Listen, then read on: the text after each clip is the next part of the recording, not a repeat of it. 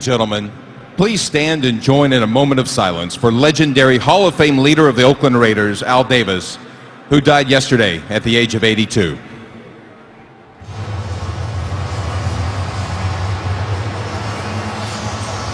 Remembering an icon, Al Davis, owner of the Oakland Raiders.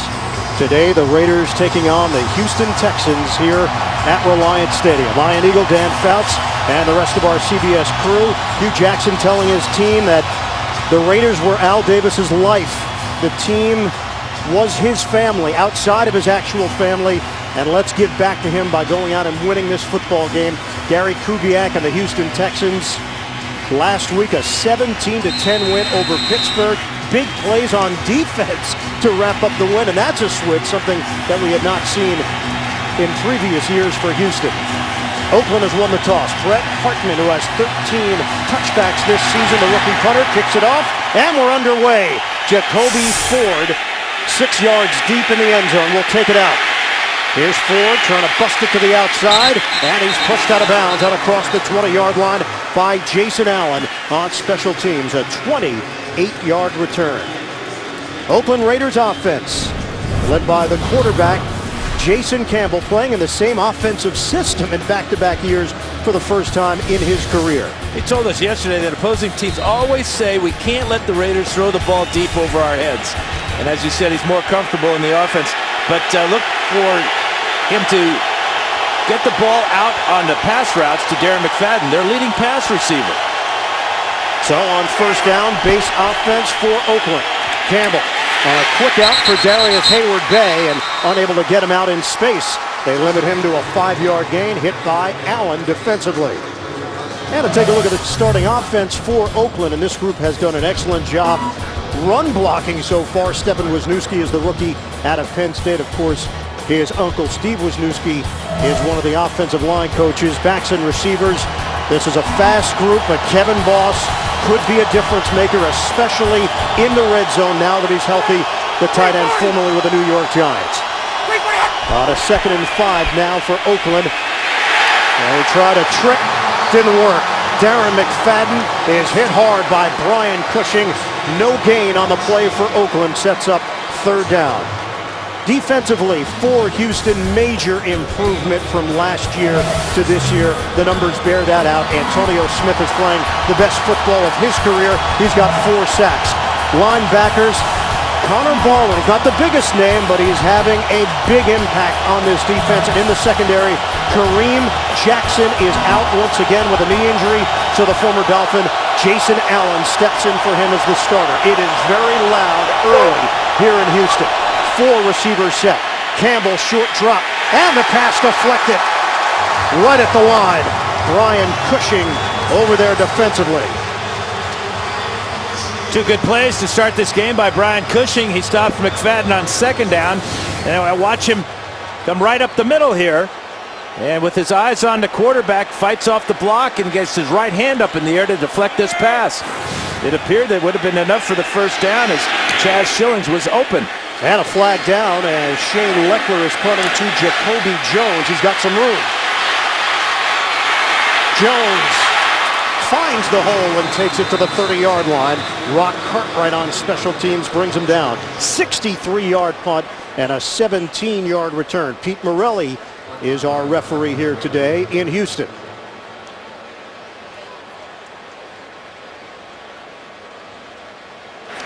Illegal motion, number 22 of the kicking team. Player went in motion from the line of scrimmage. A 5-yard penalty will be added to the end of the kick. First down. And that's the rookie out of Eastern Washington, running back Taiwan Jones, called on the special teams penalty.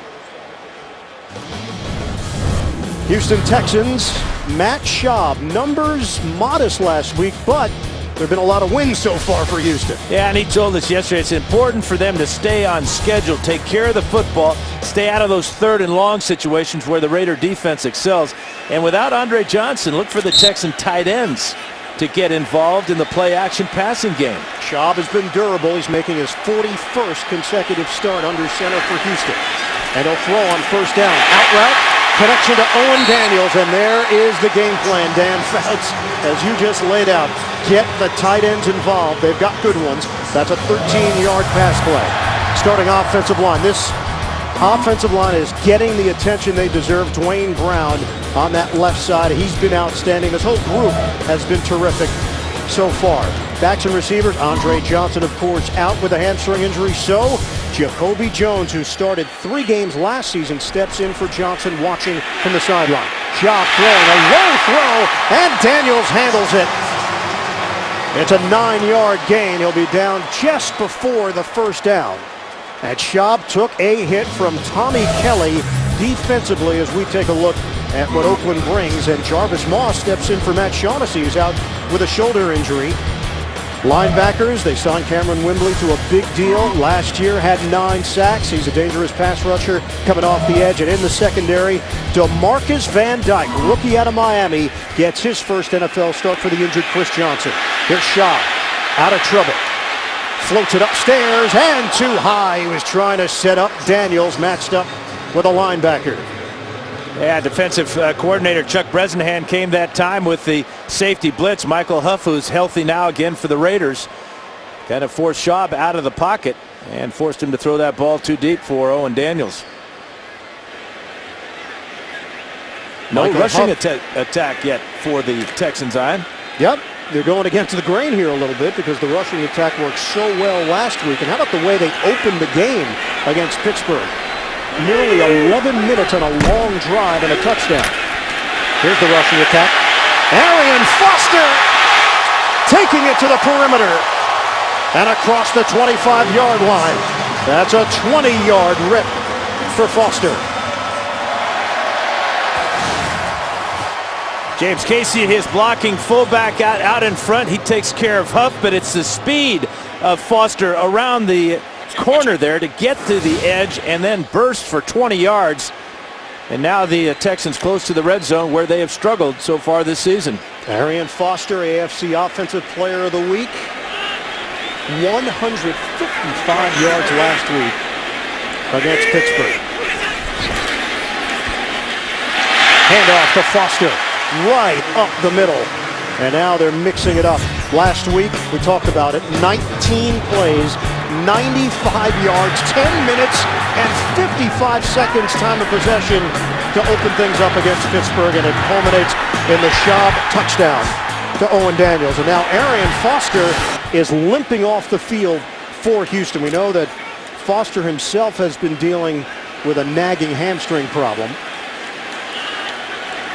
Didn't play in the first game. He was limited in game 2 against Miami. Didn't play week 3. Handoff. Chris Obanaya, second year out of Texas, now stepping in. That's a 2-yard gain as Seymour and Wimbley bring him down. Well, it appears it might be a lower leg injury there. You can see him getting his feet pulled together on the tackle. Just check out his ankles here. Yeah, just kind of at the weight of the Raider defensive lineman there falling on the back of his legs. I'd expect him to come back in. Houston does not have Derek Ward. He's inactive with an ankle problem. And also Ben Tate is not 100%. He's active here today, but he's been dealing with a groin injury that he suffered last week. 7th play of the drive. Casey in the backfield. Fake the handoff. Schaub able to get rid of it. And some room to run. Jacoby Jones. Wow, heads up play by Matt Schaub to dump it off as Lamar Houston was bringing the heat, and it turns into a 9-yard gain. Here's Houston right here, number 99, with a good job of pressure, but how wide open is Jacoby Jones? A bust in the Raiders secondary as Schaub had the chance to get away from Houston and then deliver the ball. 1st and goal at the 6-yard line, and Foster is back in for the Texans. Motion man is Daniels. Schaub on a handoff. Foster.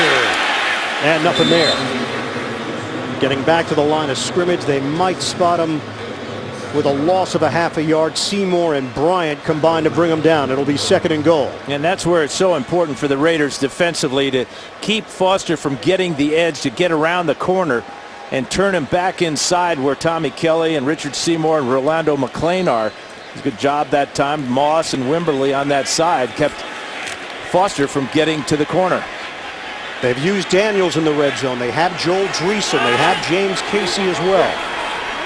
9th play of the drive. 2nd and goal for Houston. Foster.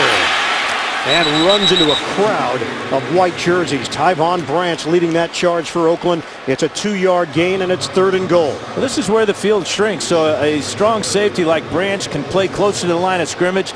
Once the action goes away, he can get in the backfield and make sure that there's no reverse. That time he was waiting for Foster as Foster cut back over the middle. Texans trying to get on the board first. 3rd and goal from the 5. Dime package here for Oakland. They send Foster in motion. Empty backfield out of the gun. Schaub looks. Schaub throws. Touchdown! He hits Kevin Walter. Texans take the early lead.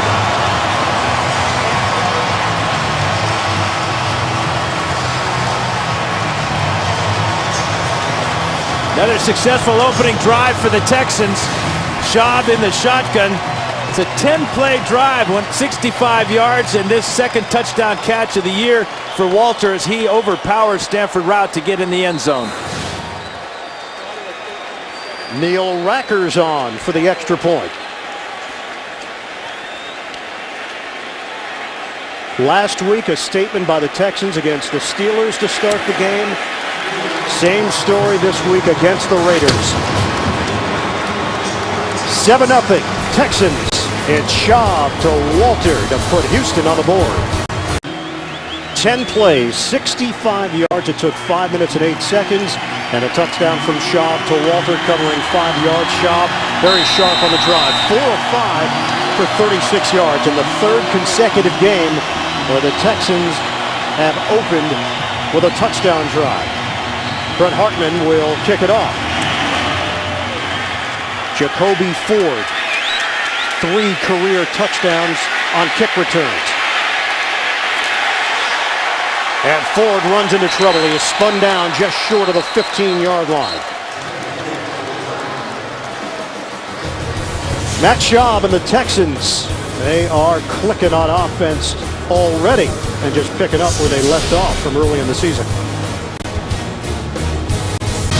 The NFL on CBS is sponsored by Southwest Airlines. Find our fares online only at southwest.com. Bud Light, the official beer sponsor of the NFL. Here we go. And by Sprint. All football, no limits. Only from Sprint.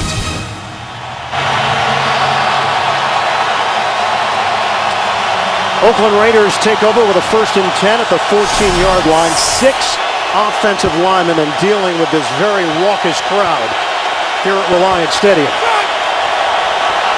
McFadden in the backfield. 7-0 lead for the Texans.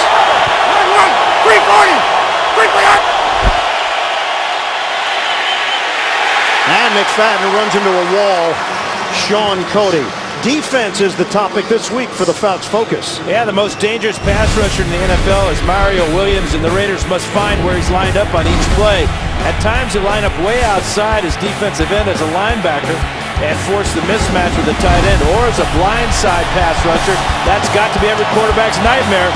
Then as a nickel defensive end, 6'6", long arm. Boy, he has a AFC leading 4 sacks so far. After the 2-yard gain, flea flicker. Deep ball. Campbell's got his man. Schillens can't track it down. He had room to work. He had beaten Jason Allen on the play. Really good call. Good play call by the Raiders. Getting stuffed with the run so far today. They faked the run. McFadden with a good pitch back to Campbell. There's 81. You can see him running free in the secondary. And Jason Campbell airmails this one, or this is a touchdown for the Raiders. Nobody around number 81. Jason Allen coming late. Ball overthrown by 3 yards. So instead, it's 3rd and long. And a timeout. Play clock was down to 2. Raiders trying to get on the same page. They're already in a 7-0 hole. Our condolences to the Davis family and to Raider Nation. Al Davis passing away yesterday at the age of 82. His son, Mark Davis, is here in attendance in Houston. And before the game, everybody coming over and paying their respects and sharing memories of Al Davis, an innovator. Hands-on odor is probably an understatement. That's why they called him Coach Davis. After the timeout, the Raiders now looking at a 3rd and 8 with 7:20 to go in this first quarter. Shotgun for Campbell. Protection holds up, and Campbell trying to thread the needle to McFadden. It's broken up. Glover Quinn, the safety. Good defensive play, and the Raiders go 3 and out once again. Well, the Texans know that the leading receiver for the Raiders is McFadden, so they put their safety, Glover Quinn, on him, but Quinn has cornerback skills. He played corner last year for the Texans before moving to safety. Shane Leckler comes in averaging over 55.5 yards per punt this season. The 6-time Pro Bowler will kick it to Jacoby Jones. Sailing kick. Jones from the 24. Jones with a head of steam. Flag down as he is spun down at the 37-yard line by David Osbury. 14-yard return. Glover Quinn is going to be called for an illegal block in the back, which will negate great field position for the Texans to start their next drive.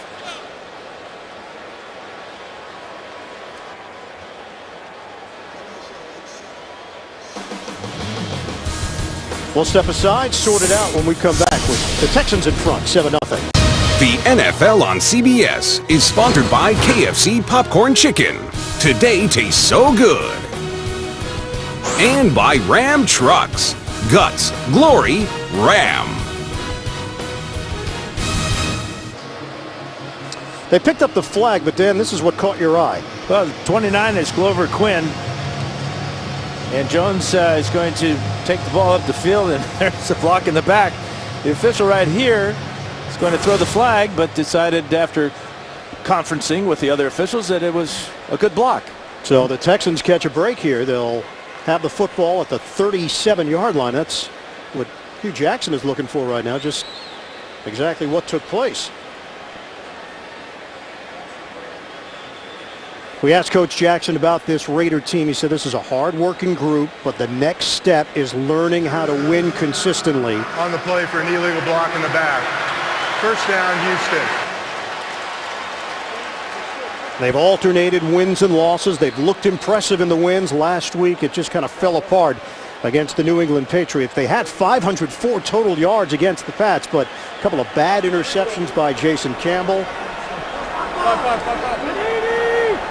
And too much Tom Brady and company.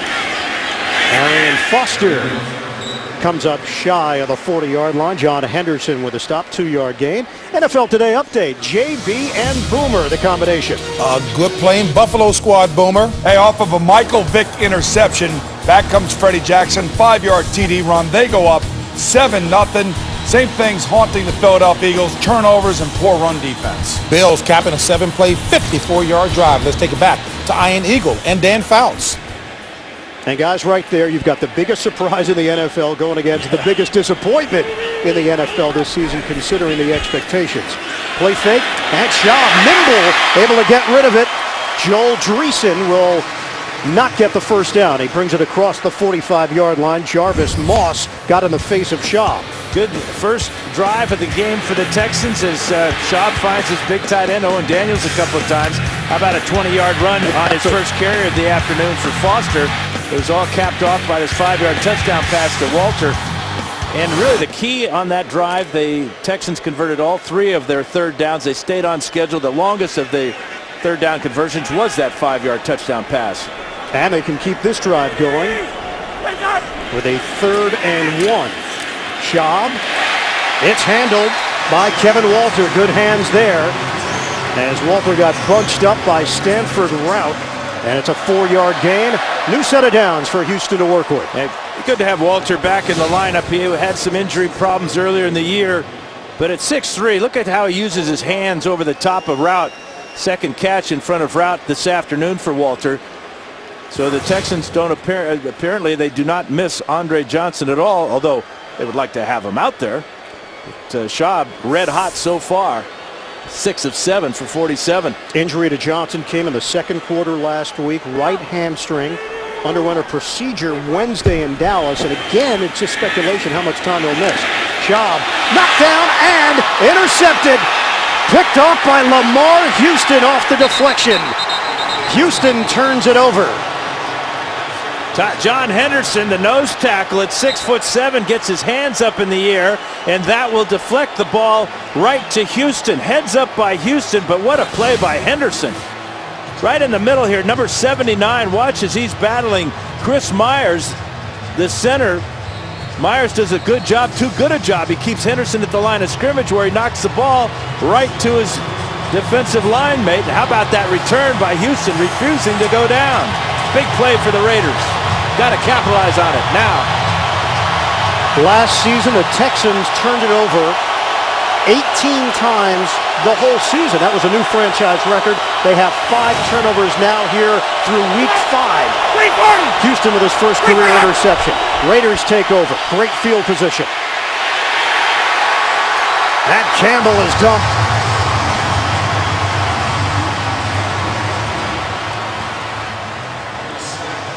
Pressure came from all angles. Yeah, it really did. They really squeezed the pocket on Campbell. As he steps up, he has nowhere to go. J.J. Watt, Antonio Smith, and Mario Williams. I don't know if they can split a sack in thirds, but that was a team effort by the Texans. It's a loss of 1 on the play. Just the 3rd sack that the Raiders have allowed this season. That's the lowest total in the NFL. 2nd and 11, pitch to McFadden, trying to turn the corner. And they send everybody towards that side. Brian Cushing working as a pinball out there. No gain on the play. Yeah, Cushing's having a heck of a first quarter. So I'll make a couple of tackles on the first possession for the Raiders. Deflected a pass, and now showing his speed, getting all the way to the outside and keeping McFadden from turning the corner and getting any yardage at all. The Raiders are yet to gain a first down. 6 total yards of offense in this first quarter. Down to 3:40 remaining. 3rd and long. Rush coming. Campbell gets rid of it, but didn't have enough on it. Bryce McCain with a shot on Campbell as he released the football. And now Oakland is staring at a 54-yard field goal attempt. Yeah, the Texans gave Campbell a lot to think about before this play. They were lining up. Here is McCain coming on the blitz. That was the second part of it. They brought Cushing right up the middle. And Campbell off target. Janikowski tying an NFL record earlier this season in the opener against Denver. 63-yard field goal. This from 54 yards out. And he knocks it through. Sebastian Janikowski, what a powerful leg to give Oakland its first points of the afternoon. 54 yards, no problem for Janikowski. Just moments ago, Pro Bowler Mario Williams making his way through the tunnel. He's just given credit for his 5th sack of the season. As soon as we get word on Williams, we'll pass it along. Janikowski kicking it off. And Daniel Manning is going to take a knee. Texans will have it at the 20-yard line to open up this drive. Now leading 7-3. 3:26 to go in this first quarter. Every Sunday, Fantasy Football Today is your source for all the latest fantasy news over at CBSSports.com. The action gets started at 11 a.m. Fantasy Football Today at CBSSports.com. So from the 20-yard line, Matt Schaub and the Houston Texans with Daniels, Dreesen, and Casey all lined up in this jumbo formation. Give is to Foster. Trying to emerge through that hole, but not much there. A 2-yard gain. Rolando McClain the middle linebacker, second year out of Alabama, in on that stop. And they had Owen Daniels, the lead blocker on that play. I'm sure that Daniels going to go back to the huddle and say, wait a minute, I'm a receiver. Put Casey as the lead blocker. He's the new guy at fullback, not me. Now, this is an Oakland team that is allowing a league worst 5.9 yards per carry. We talked to Rolando McClain about that. He said, look, it's a team issue right now, and he doesn't know what they're going to be defensively when it's all said and done. He knows right now it's just a bunch of individuals and not playing like a unit against the run. That time they did. Michael Huff. No gain on the play. Now, these are the numbers, and they're not pretty for the Oakland Raiders. The 29th ranked overall defense in the league, allowing just under 410 yards per game. But, you know, after giving up that 20-yarder on Foster's first carry, they've done a good job of controlling Foster and keeping him from getting any yards. Just 11 yards in his last 6 carries. Houston Texans 4 of 4 on third down conversions. Texans have trailed for just 11 minutes this season. That's the least in the NFL. Unable to convert there. Trying to hit James Casey, and McClain put the pressure on Shaw. Yeah. Good pressure that time by the Raiders, bringing the blitz right in this area here. Watch the blitzer come free. Right, that's Blackstock right there, coming right in on the quarterback and causing that incompletion. So Brett Hartman on to punt it for the first time. Rookie out of Central Michigan, averaging just under 46 yards per kick. Pressure and blocked. It rolls to the 40-yard line, and that's where the Raiders will have it. Bruce Davis stepping in. The former Pittsburgh Steeler won a Super Bowl with the Steelers, and his dad played for the Raiders. Bruce Davis with the block. A really good agility by Davis. Watch as he comes in and gets by Casey. He gets by Derek Ward as well. And gets the block. First block against Hartman in his rookie season. Heck of an effort by Davis. It did roll for Houston for a total of 17 yards, but again, the Raiders opening up with tremendous field position. McFadden sets up as a receiver. Campbell looks for him, and McFadden's got the step. Darren McFadden veers out of bounds. He got the stiff arm on Danielle Manning to create extra yardage, and a penalty marker is thrown. That's a 23-yard catch and run. Texans claim it's coming back. Personal foul, chop block, number 66 off there.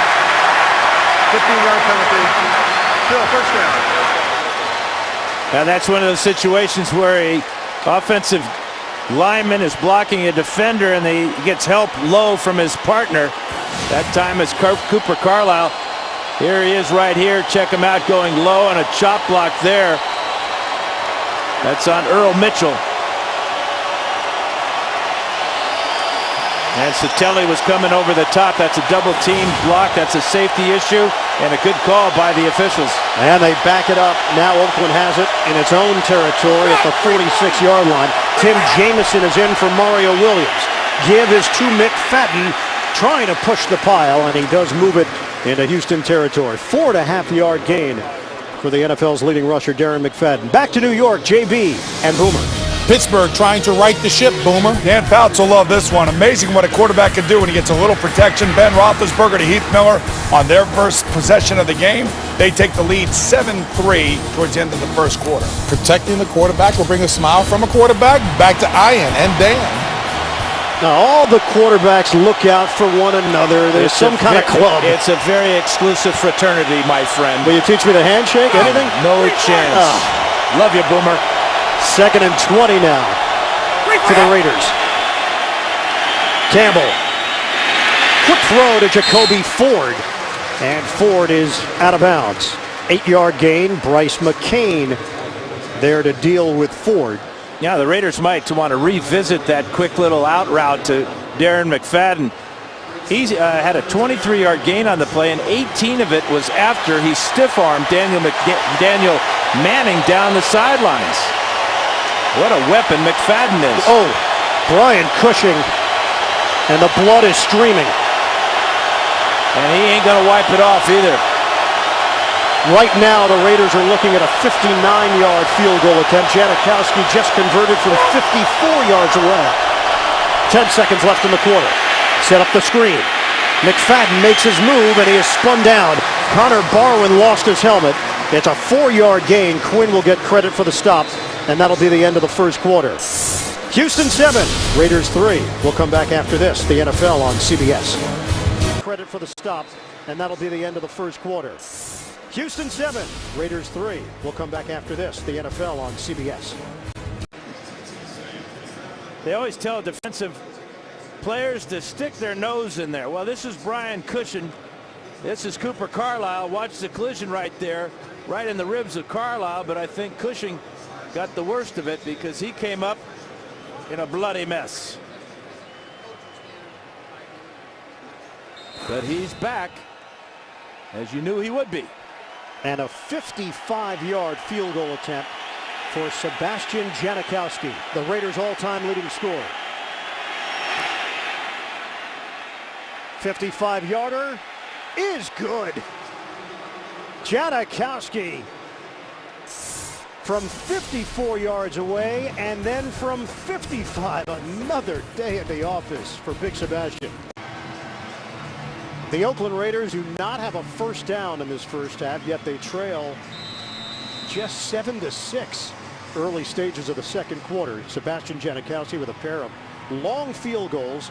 Houston has turned it over once, an interception from Lamar Houston, and a blocked punt for the Raiders. Janikowski kicking it off to Manning. Manning slowed down to the 15 and then drilled as he hit the 19-yard line by Joe Porter. 22-yard return. Thursday on CBS. Could a doctor by day be a killer by night? Michael Emerson and Jim Caviezel star in the new drama Person of Interest. That's Thursday only. CBS. This is kind of similar to the way the Texans played last week against Pittsburgh. A good opening drive, and then they kind of stalled on offense. They got the interception on their second possession of the game, and then a blocked punt on their third possession of the game. Texans will tell you they've really only had one bad quarter this season. It was the fourth quarter against New Orleans, and they gave up 23 points. Shaw guns it over the middle to Owen Daniels, who keeps the legs churning. Across the 45, Matt Giordano was holding on, trying to bring down Daniels. That's a 28-yard hookup.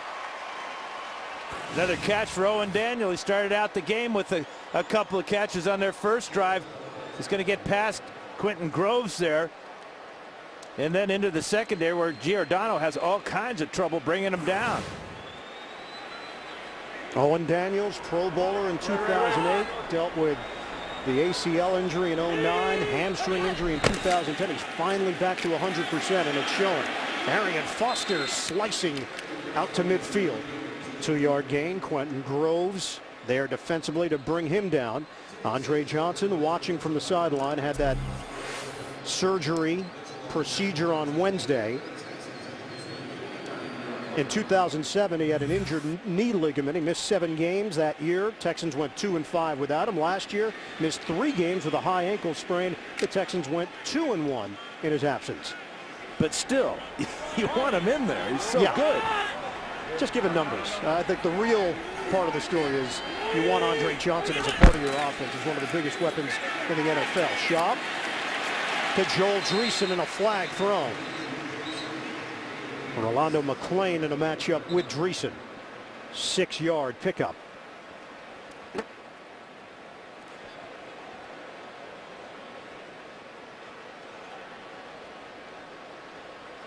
Raiders have had the most penalties against them this season. There's no foul on the play. The result of the play is third down. So let's go back to last week with Andre Johnson. These are the scariest ones when there's no contact involved whatsoever. Yeah, his leg just gave out on him. The tendon that attaches from the hamstring to the back of the knee is where the problem was, and Apparently the procedure was successful, and Johnson's he expects to be back sooner than a lot of people thought. He's been walking around without trouble, and the hope is that he's going to be back in this lineup within the next couple of weeks. No gain for Arian Foster on a 3rd and short. Tommy Kelly with a stop. NFL Today update. JB and Boomer. A Carolina touchdown coming on the arm of Cam. Shades of Dan Fouts to Charlie Joyner right here. Cam Newton to Steve Smith, 54 yards. 3rd TD of the year for Steve Smith, 25 reception. Then Roman Harper takes a shot at Steve Smith right here. That leads to a little bit of a fracas. And look who's in the middle of it. Cam Newton. That's not shades of Dan Fouts. He would be nowhere near that. No, Dan Fouts is still all over the record book, though. Back to Iron Eagle, Dan Fouts. I'll say this, Cam Newton has been really impressive. Rolando McClain got injured on that play, and we step aside. Houston will punt it on a 4th and 2. Texans leading the Raiders 7-6, 12:34 and counting left in this first half. Brett Hartman, end over end. Flag is thrown to the 15 and takes a Texan bounce inside the 5. You can't do it much better than that. Bryce McCain getting down the field, and the perfect amount of spin from Hartman, the rookie. It's a 41-yard punt.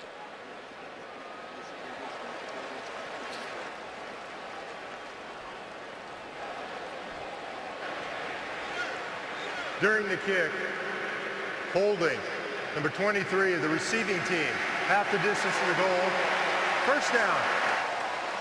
So the Raiders will be pinned deep in their own territory, trailing Houston by 1. The NFL on CBS is sponsored by McDonald's. I'm loving it. FedEx. FedEx does more than shipping. FedEx. Solutions that matter. And by the Home Depot. More saving, more doing. That's the power of the Home Depot.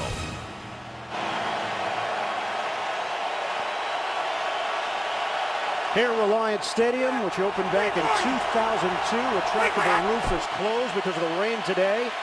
Campbell throwing, deep ball out of his own end zone, up in the air, and intercepted. It's picked off by Jason Allen. Jacoby Ford was the intended receiver, and Allen is still running. Yeah, but he was touched down, according to the officials, back at the 44-yard line. This is as good as a punt, although that's not the way you want to start a drive. It does give the Raider defense a little bit of a room here, but Jason Allen's done this many times. That's 13 times now. In fact, last week, filling in for Kareem Jackson, he was the defensive player of the game. He saw this long pass all the way, trying to get it to Ford, and Ford will make contact with him right there on the leg. Good call by the officials back at the 44. Yeah, you're right about Allen. He's got good ball skill, 6 interceptions last season. Allen, the number 16 pick back in the 2006 draft of the Miami Dolphins. For Campbell, it's another turnover. And the Texans get it back. 1st and 10, just short of the 45. Oh, great fake. Job wide open. It's Dreesen. Joel Dreesen will coast in for the touchdown. Picture perfect.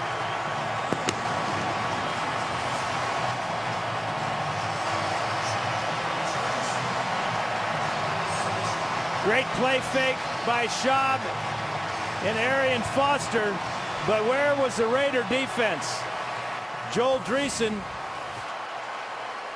lined up right here, and he just sneaks out after a great play fake, a great blocking fake, and look how far behind the secondary. Rolando McClain is in pursuit, but McClain got hurt on the previous possession. He was no match for Joel Dreesen.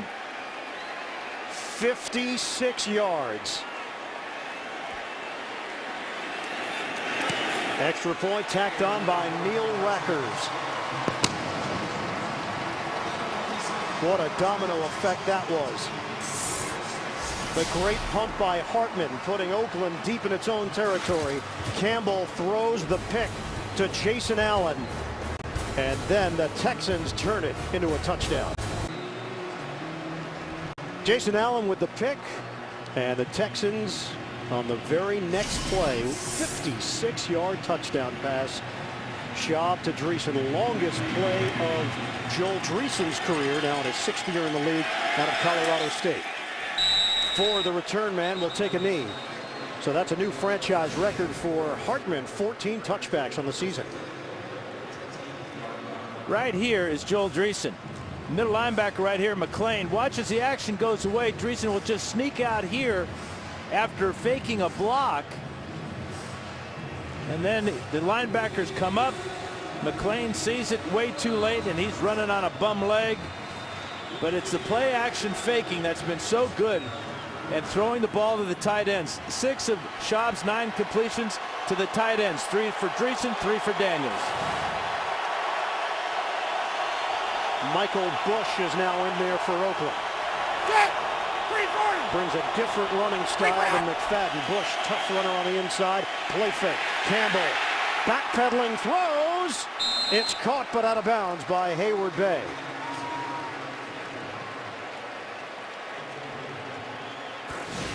Well, the Texans are just teeing off now, completely ignoring the play fake to Bush. Right up the middle comes Sean Cody, the nose tackle. He let Bush go right by him. He didn't care if he had the ball or not. No update on the status of Mario Williams, who went back to the Texan locker room. Brooks Reed has been in there, rookie out of Arizona. Linebacker / defensive end. 2nd-round draft pick. 6 offensive linemen right now for Oakland on a 2nd and 10. It's a pitch, and it's Jacoby Ford. Ford trying to bust it to the outside, and nothing there. It's a loss of 1. Well, Jacoby Ford may say, Coach, I don't want to play running back anymore. Put me out wide as a wide receiver. He was just drilled by Cushing. Cushing running to the sidelines, 56 here. Watch the exclamation point right there on the tackle by Cushing. The Raiders still do not have a first down. They trail 14-6. 3rd and 11 for Oakland. Shotgun for Campbell. Campbell in trouble. And Campbell goes down. Troy Nolan among those there for the Texans. Play was whistled dead as Smith comes away with the football. It'll go down as a sack for the safety, Nolan. Yeah, Nolan likes playing against the Raiders. That's his first sack of the year, but last year he picked off 2 passes in the win for the Texans. Watch him come on the blitz. Cushing as well. The running back takes Cushing, and that leaves Nolan a free shot at Campbell. So on 4th down now, Sean Leclerc.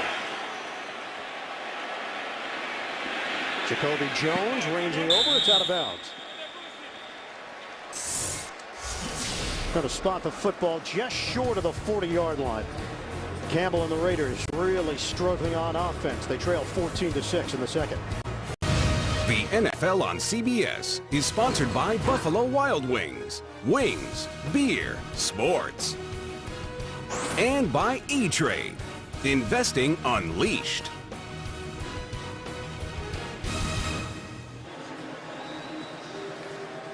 The numbers are lopsided. Houston 172 total yards of offense. The Raiders have 21. And Houston has got the football with a 1st and 10 from the 38-yard line. Rolando McClain is back in there for Oakland after getting shaken up earlier. On a handoff, Arian Foster picks up 4 yards, taking it up the gut. Keep up with the NFL when you're on the go. The NFL's mobile apps are all new for the 2011 season. Go to NFL.com/mobile to learn more. Great field position again for the Texans. Their average starting position this afternoon has been at the 30-yard line, starting the 38, but the Raiders doing a good job on Arian Foster so far. They got 1 long run, but since then he's been held in check. Houston has never started a season 4-1. They were 3-1 last year. Schaub. And caught. Owen Daniels Raiders claim that he trapped it. Well, the rookie DeMarcus Van Dyke, who's taking Chris Johnson's spot today, should have picked this ball off.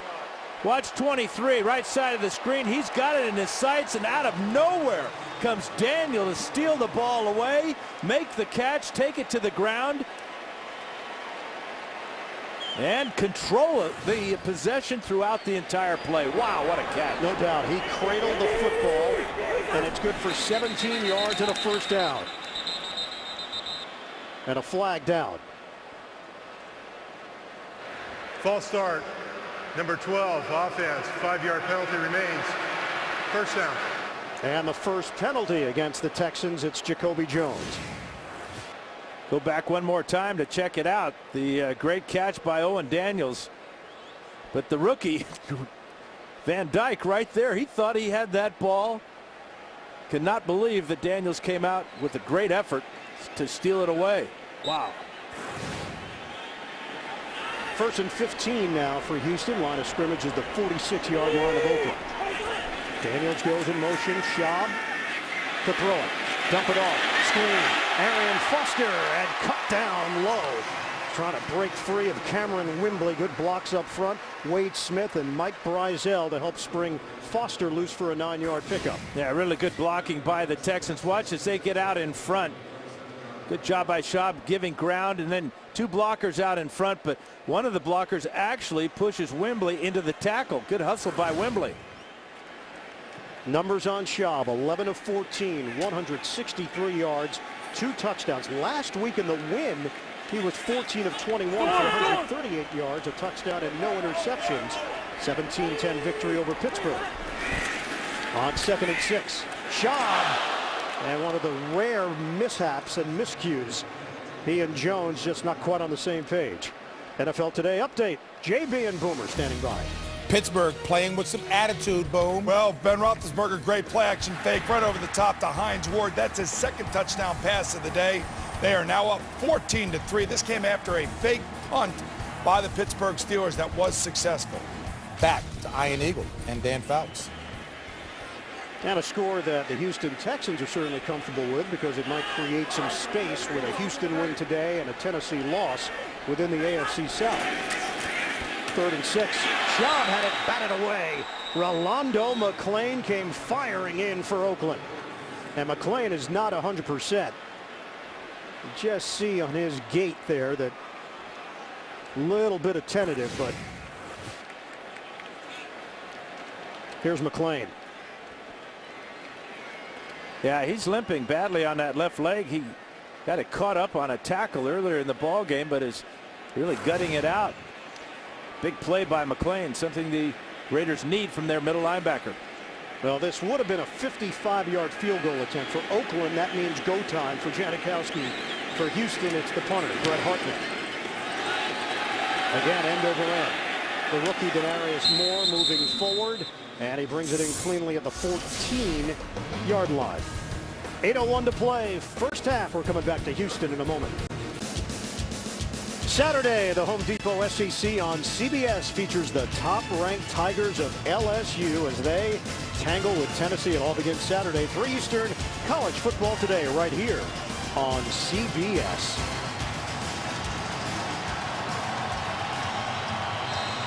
Houston Texans with the lead over the Oakland Raiders. Raiders at 2-2 this season. They have not been over 500 after 5 games since the 2002 season when they were 4-1 and went to the Super Bowl. McFadden is spun down, and a flag on the play as Brooks Reed got him down low. Morelli indicating it's against Oakland. Penalties have just killed the Raiders this year. Number 64 offense. Half the distance of the goal, first down. And it's the center, Samson Satelli. 4 penalties already here in the first half. Here's Satelli right here. Watch as he's going to block Mitchell and then tackle Mitchell. Oakland does not have its starting fullback. Marcel Reese is out with an ankle injury. Manasseh Tonga has made his NFL debut. He's a rookie out of BYU. McFadden. And the first time that we've seen McFadden get out on the open field, and a penalty marker thrown at the 10-yard line. Holding. Number 68 offense after this little ball. Remains first down. And that's the second-year left tackle out of Hillsdale, Jared Valdir. Let's go to New York. JB and Boomer. Boom. Not a pretty first half for Vic. No, he's thrown 3 interceptions, including this one right here. That's going to be returned by Nick Barnett for a 31-yard touchdown pass. Michael Vick's 3 interceptions in this game is a career high for one game. Buffalo goes on top 21-7. Ian has mentioned I have to throw it back at least once to the bird and the beard. Yeah, you got it in the right order, JB, which I like. I bet you Boomer would go beard and bird. That's a quarterback thing. You bet. JB and I, we're on point. Campbell to the outside, and Hayward Bay. You know, Valdir got called for holding, but really the play was designed to go inside of Valdir. McFadden bounced it all the way to the outside, and the defense reacted. Valdir didn't know that McFadden was going to be running there. He just reached out and held. Still looking for their first down of the day on the pitch for McFadden, and the football was just sitting there. Play was whistled down. Tim Jamison just thought he got a gift. It's a 3-yard gain. Well, let's take a look at this. That's a good call. Elbow down with the ball in his hand. Down by contact. No fumble. Texans have been rotating those defensive linemen as they do, especially in the absence of Mario Williams. We've seen Brooks Reed, we've seen Jamison. Earl Mitchell's been in there as well. This is now a 3rd and 7 for Oakland. Campbell from the gun. Here comes the rush. Campbell hits as he throws, gets rid of it. Brandon Myers never had the football. It's ruled incomplete. Brian Cushing has been a standout today for Houston, and Oakland will punt once again. Yeah, good pressure on Campbell too. Watch the rookie J.J. Watt here as he comes, forces Campbell up into the inside, and now it's tough catch for Brandon Myers as Cushing is there along with Glover Quinn, but there's the pressure on the quarterback. Rough afternoon so far for Jason Campbell. No passes targeted to Denarius Moore yet either. Campbell is 4 of 11, 27 yards and a pick. Leckler punting. And Jacoby Jones off the sailing kick. Can't handle it initially, able to scoop it up. And then Jones limited because of the muff is forced out of bounds. But Leckler kicks the ball so far, there's a lot of opportunities for Jones on punt returns. Tomorrow, the only thing these two girls have in common, they're broke. 2 broke girls right after How I Met Your Mother. Only CBS. And I think Jones was thinking about that because he obviously saw all that room when the ball was coming down. Tripping. Number 26 of the receiving team. 10-yard penalty. First down. So tripping the call against Brandon Harris, a rookie out of Miami, 2nd-round pick. He's got to explain himself to special teams coach Joe Marciano, and Joe will do a little chewing on the rookie. Marciano now in his 10th year with the Texans. Houston with a 14-6 lead on Oakland. 5:34 to play in this first half. Houston starts the day tied with Tennessee atop the AFC South. First halves have been strong for the Texans.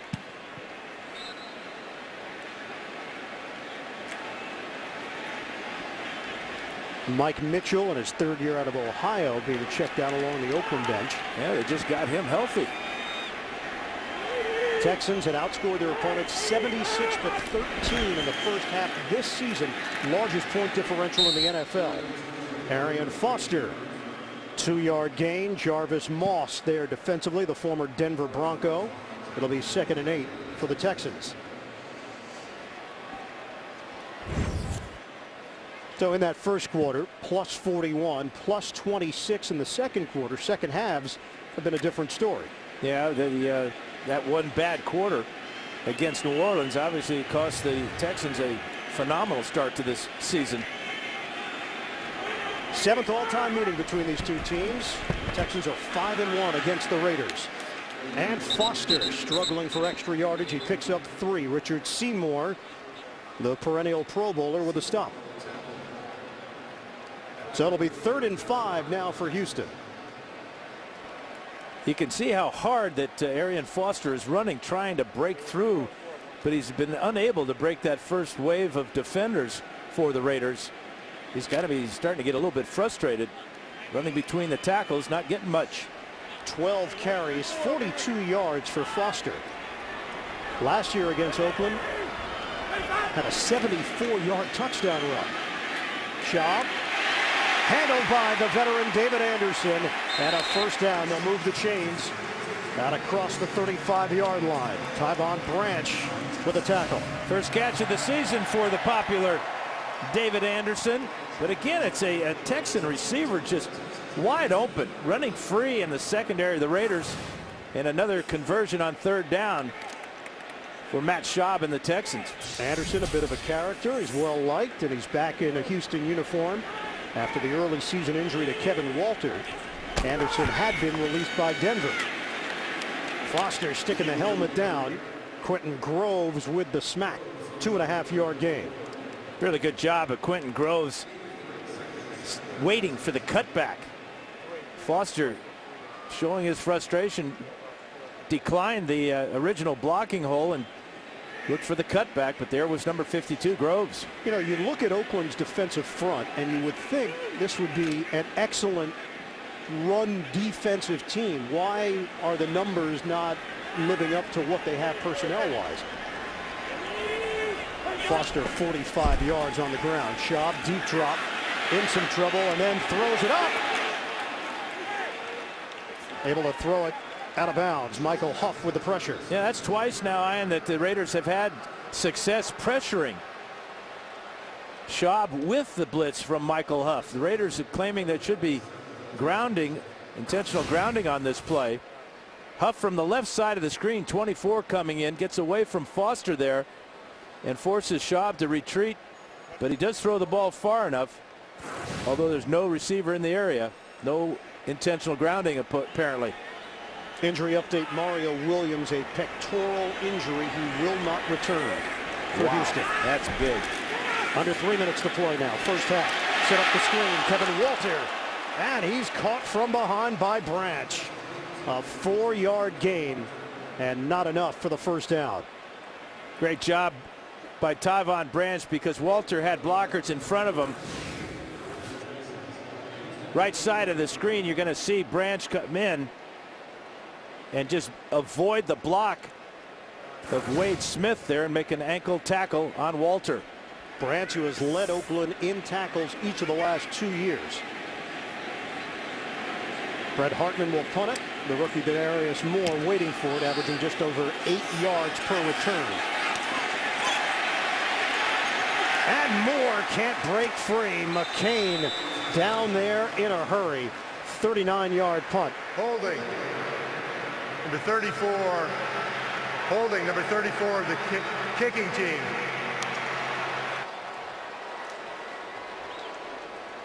So that's going to work against Dominique Barber. The hold called on Houston. And coming up, Sprint halftime report. JB and Company, the latest NFL scores and highlights. It's all coming up on the Sprint halftime report. Now we'll see if the Raider offense, it looks like they're going to bring this one back and re-punt it. But the Raider offense has been a no-show in this first half. If it wasn't for the big leg of Janikowski, Raiders would be shut out. Oakland comes in number 8 in the NFL in yards per game, just under 411 on the season. They have 34 yards of offense in the first half. Janikowski with field goals of 54 and 55 yards. And Oakland in this game down 14-6. And they still have 2 minutes to work with here after the punt from Hartman. Moore standing at his own 27-yard line. High punt. Moore. Fair catch at the 25. It's a 42-yard punt. And we hit the 2-minute warning here in Houston. Raiders will have it trailing by 8 from their own 25 when we come back. Arian Foster, 10 100-yard rushing games in his last 19 games overall. And Foster today has 45 yards on the ground. It was Oakland that came in, though, with the #1 rushing attack in the NFL, and they've been held to 9 yards on the ground. They do not have a first down, yet they trail by only 1 score.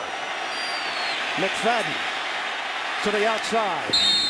And he is forced out of bounds by Darryl Sharpton, a backup linebacker. He was able to get the angle and pick up 8 yards on the play. Well, we're seeing the depth of the Texans. That was Sharpton that time. We've seen Brooks Reed taking the place of Mario Williams. Earl Mitchell and Sean Cody have been alternated at nose tackle. So Gary Kubiak said this part of the season he's going to use all 45 players if he has to. On second down now for Oakland. Shotgun formation. McFadden in the backfield. Campbell throws. They've got their first down. It's Hayward Bay. And they'll move the chains. The 45-yard line, 18 yards through the air. Yeah, it's amazing when the quarterback gets time to throw. Watch the 4-man pass rush. The Raiders do a good job. Allow Campbell to step up into his throw and throw a strike to Hayward Bay on the sideline.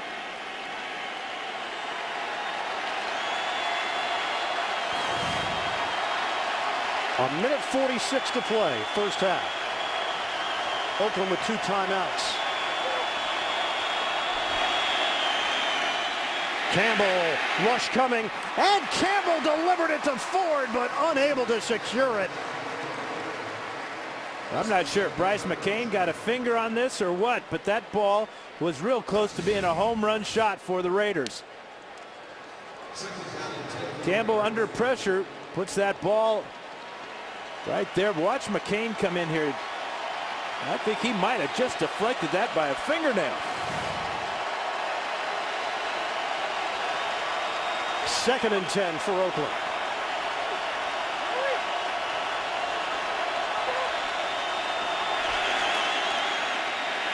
They handle the rush, and Campbell unloads. He hits Derek Hagan, the veteran formerly with Miami and the Giants. And that's a 13-yard pickup and another Raiders first down. And this time the Raiders handle the blitz. Watch the pressure up the middle. Campbell getting back quickly and gets the ball to the outside to Hagan. Again, working on Jason Allen. Good strike, 2 good throws by Campbell in a row. Allen in for Kareem Jackson. 5th play of this drive, the longest drive of the day. On the draw, McFadden flagged down, and McFadden sneaking his way downfield. McFadden knocked out of bounds. Just short of the goal line by Manning. He's happy now, but he's going to be real mad now. Holding. Number 66 offense. 10-yard penalty remains. First down. This will wipe out a 41-yard beauty by Darren McFadden and frustrate head coach Hugh Jackson. Cooper Carlisle with another penalty. There he is right here. Working against J.J. Watt. And as McFadden goes by, I've seen a lot worse holding than that. That's a very iffy call on Cooper Carlisle. 6th Oakland penalty of the day. They lead the NFL with most penalties. It's not even close. And that one is a crusher. Raiders are backed up to their own 48-yard line. 1st and 20 now for Oakland from the gun. Campbell, strong throw, a strike to Hayward Bay, and they get back that yardage they lost on the penalty, not the extra yardage that McFadden got. Well, they would have been on the 1-yard line if there was no holding. Again, it's a good sharp route to the outside.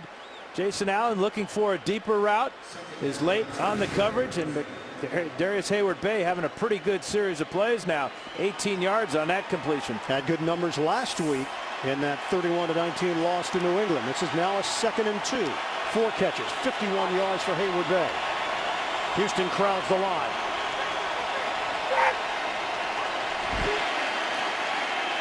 Campbell On the quick dump off, Hayward Bay breaks a tackle. Now the speed takes over.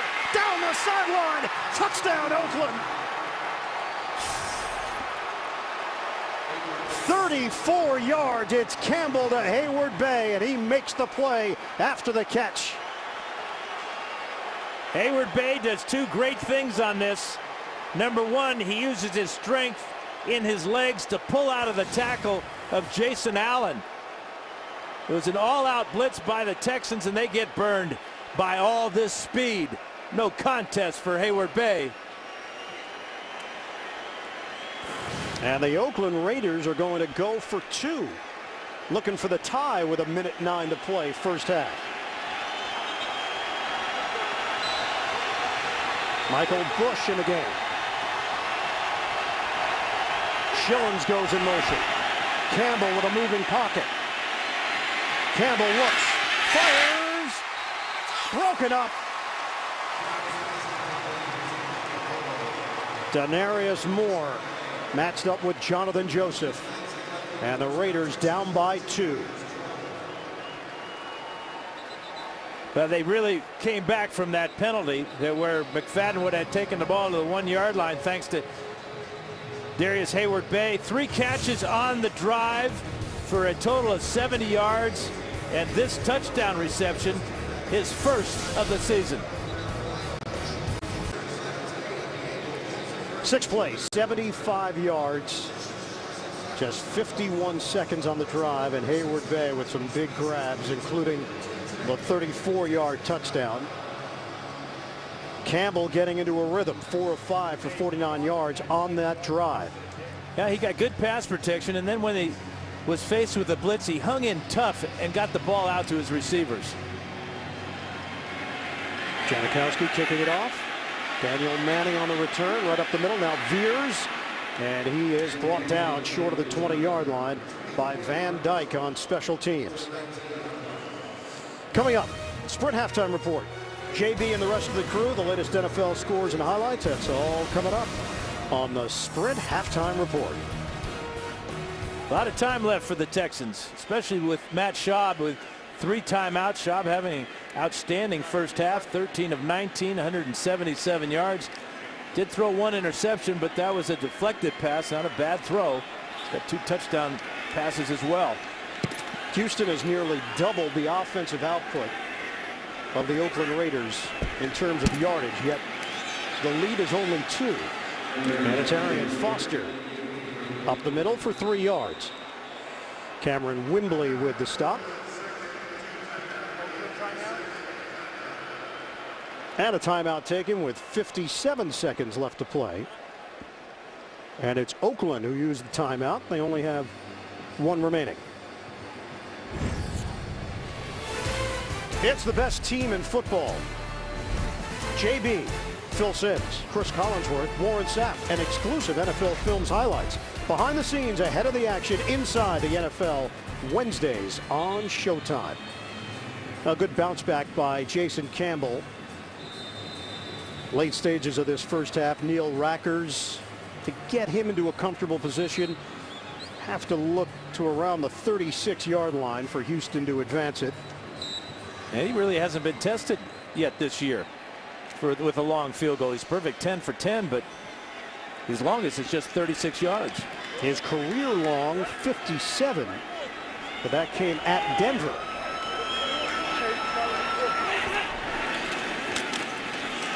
Second and 7.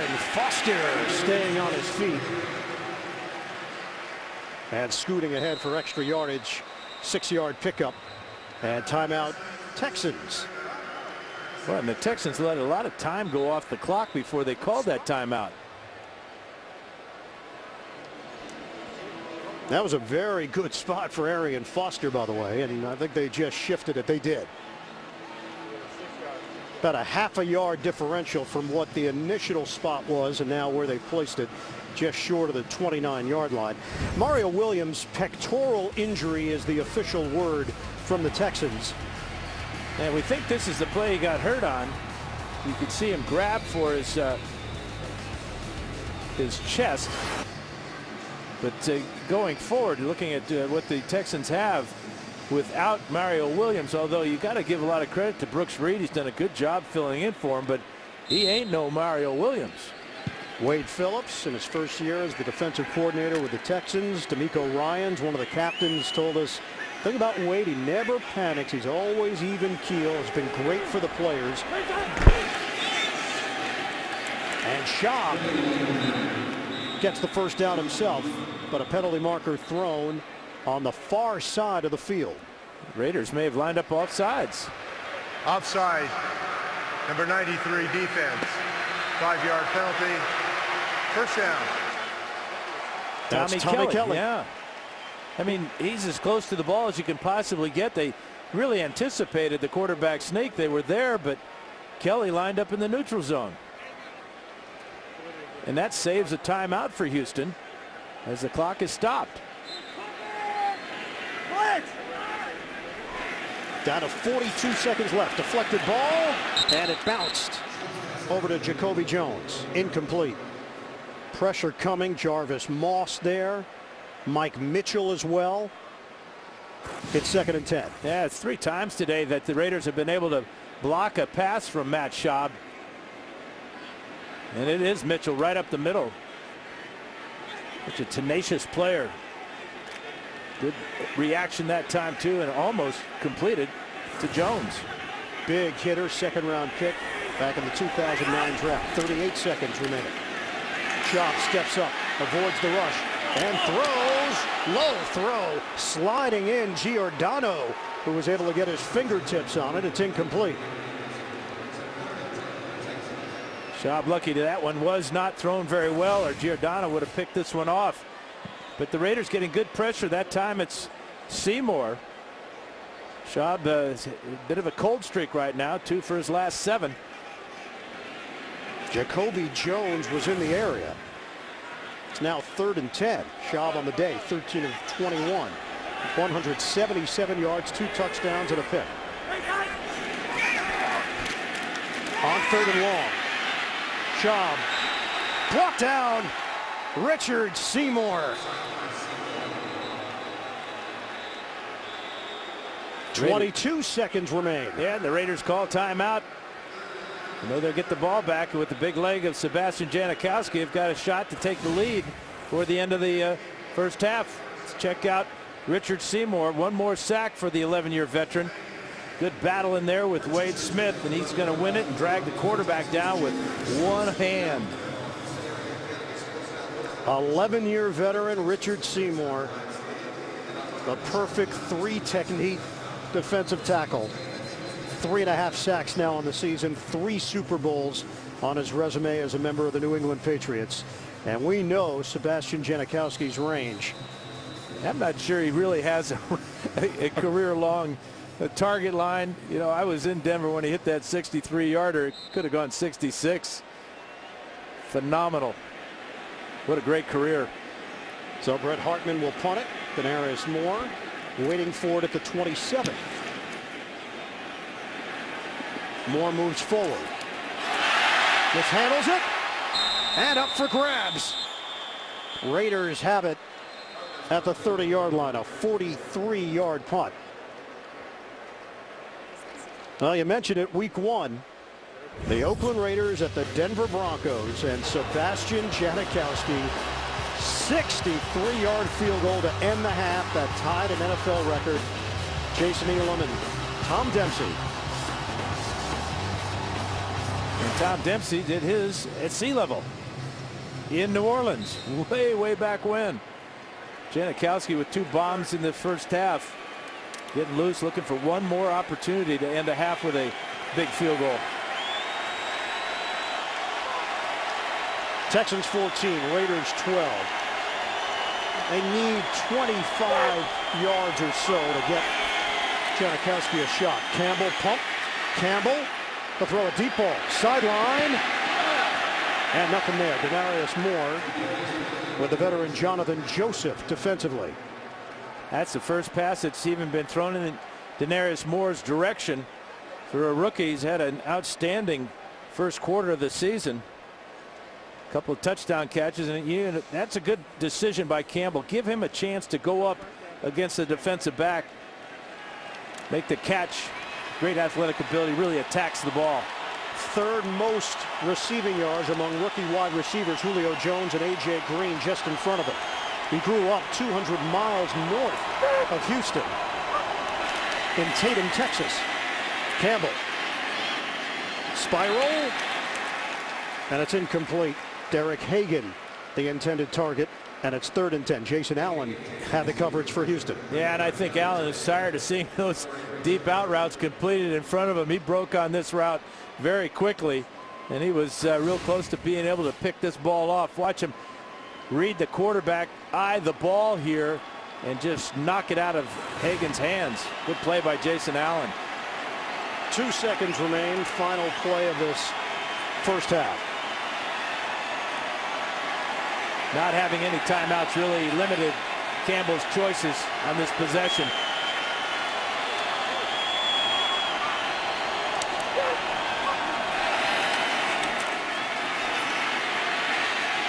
Campbell steps, throws it underneath. Jacoby Ford will be brought down. And that's how this first half will end. Brian Cushing with a tackle, 23 yards. So Campbell and Ford get to pad the stats. Well, at the end of the first half in Houston, the Texans with a 14-12 lead over Oakland. We'll come back with a Sprint halftime report after this message and a word from your local station. You're watching the NFL on CBS. Here in Houston, the absence of Andre Johnson and Matt Schaub asking other players to step forward, give just a little bit extra. They've been able to do it so far, but the Oakland Raiders battling back.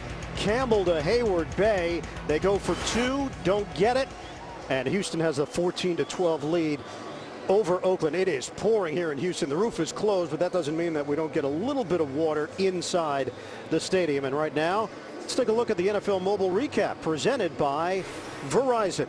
This is the capper of a great opening drive for the Texans. Schaub hits Walter in front of Stanford route for the opening touchdown. But it's amazing to me, Ian, how the Raiders have been just awful on offense and yet are only down by 2 now. So the strong leg of Sebastian Janikowski, but like you said, the way they fought back there. Yeah, a lot of memories obviously being shared about Al Davis, who passed away, the owner of the Oakland Raiders, yesterday at the age of 82. We talked to Hugh Jackson about it, and the bottom line is this was his life. The Raiders were his life, and Hugh Jackson telling his team, let's go out there and honor him the best way that we can by getting a victory. And by going for 2, you almost see that attitude that Hugh Jackson has with this Raiders. He wants them to be very aggressive. Whether it was the right time to go for 2 or not, we'll wait to see on that. But been an impressive first half for Matt Schaub throwing the ball for the Texans. 13 of 21. 7 of his passes have gone to his tight ends. Sebastian Janikowski will kick it off to Danielle Manning to start this second half. 5 yards deep, taking it out of the end zone. Manning sheds 1 tackler. Manning cuts it upfield to the 25. And he is banged down across the 30-yard line. That's where the Texans will open up. Matt Schaub and the Houston Texans offense. First half possessions, they came out and everything was working initially. Schaub getting picked off. And then they get that second touchdown on the beautiful play by Joel Dreesen. Yeah, been very inconsistent. You see 5 punts in the first half for the Texans. And you didn't know it any better. You thought they would be dominating this game the way they started the game with that first drive. And now they start second half with a Number false 86 start. offense. 5-yard penalty. Still first down. And it's James Casey in his first year as the full-time fullback.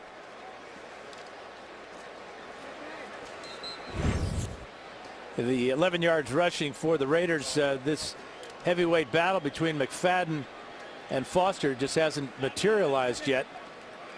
I give the Texans defense a lot of credit for that stat. Foster gets his opportunity. And right over the middle across the 30-yard line. Chris Myers with a good block the center up front for a 5-yard gain. Foster earlier in the ball game came up limping. He might have tweaked an ankle or so, but he looks full speed now. It's good to see that hamstring has responded well to treatment. That 30 carries last week was a little bit more than he anticipated. Texans are 4-1 against the Raiders under Gary Kubiak and averaging over 153 yards rushing in those games. Foster again, and nothing there for Arian Foster. No gain on the play, maybe even a loss of a half a yard depending on the spot. Lamar Houston sniffing that one out. Yeah, you got to give the credit to the defensive line of the Raiders, because Foster, outside of that 20-yard run on his first carry of the afternoon, has been really held in check. So 3rd and long now for the Texans.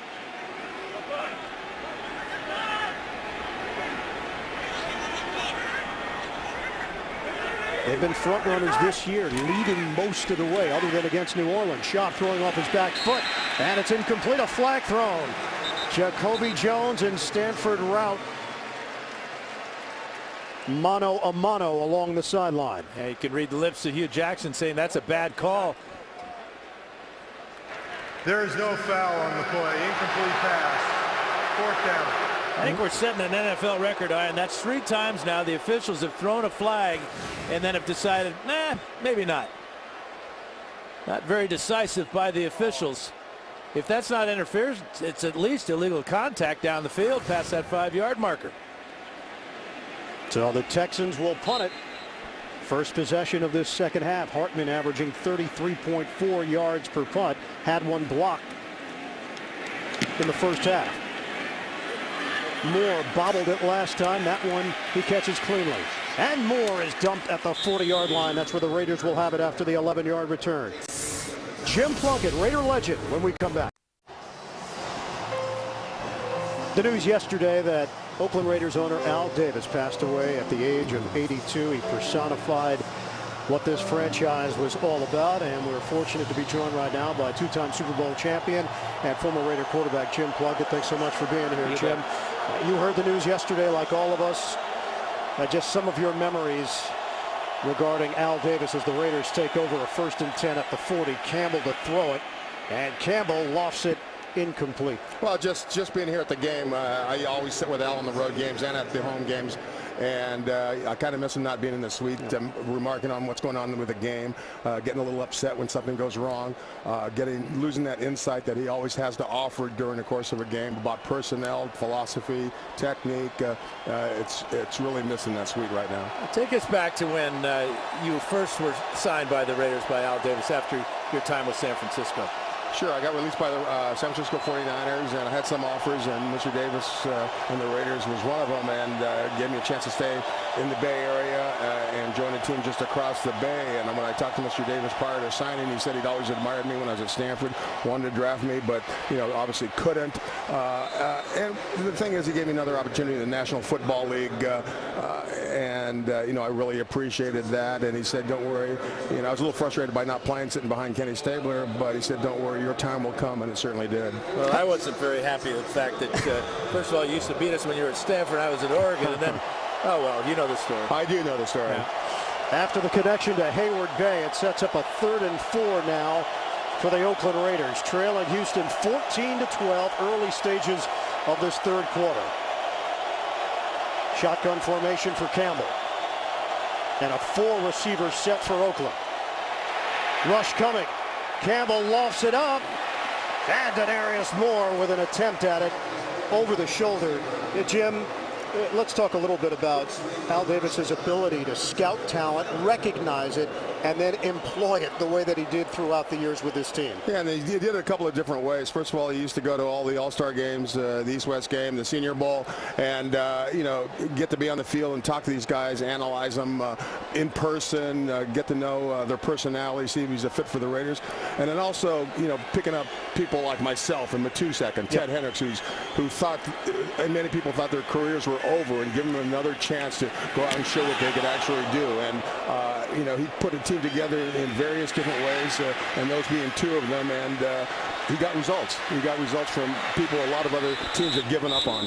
Jacoby Jones, the return man. Jim, we really appreciate the time. Thanks so much. My pleasure. Thank you. Jim Plunkett, we wish him the best of the luck. Al Davis, as we remember the 82-year-old Hall of Famer who passed away yesterday.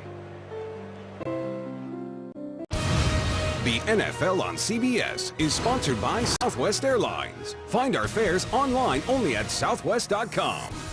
Your favorite place deserve your favorite pizza. Your favorites, your Pizza Hut. And by the redesigned 8-passenger Honda Pilot, the SUV made better. Back at Reliant Stadium, Texans 14, Raiders 12. There was a 5-yard penalty that was called on that punt return. And also Jacoby Jones right at the end of the play. Did you see that left ankle as he went out of bounds? And Jones shaken up. That means that Brian Johnson will get his first chance to on offense for the Texans. You know, but getting back to having Jim Plunkett in the box with us and talking about Mr. Davis as a talent evaluator. You know, there are 3 major college awards named after players that he picked to play for the Raiders. That's something. Ted Hendricks, Ray Guy, and Fred Biletnikoff. Richard Seymour with a knockdown there. You know, all major awards for college players, primarily because of their work not only in college but as members of the Oakland Raiders too. Well, it is a who's who. You look back through the Raiders' history, and there is Al's son, Mark Davis. He's survived by his wife, Carol, as well. The commitment to excellence, pride and poise, words that were synonymous with the Oakland Raiders for many years. And a one-of-a-kind personality for the league as well. Foster streaking down the sideline. Arian Foster turning this into a huge gain. Chased down by DeMarcus Van Dyke. Now, this has been too many times in the ball game that a Texan has come out of the backfield or into the secondary and there's not been a Raider anywhere near him. Here's Foster. And there's a total mix-up in the secondary for the Raiders. And 60 yards later, the Texans have got great field position. Nobody went with number 23. That is a career-long reception for Arian Foster. Obanaya now in. 7th-round pick back in 2009 by St. Louis. Richard Seymour with the hit. No gain on the play. Foster catches his breath and he's going to head back to the huddle and then gets called back to the sidelines. I bet this is not going to be a running play. 2nd and 10 now for Houston. Down to 11:15 to go in the 3rd quarter.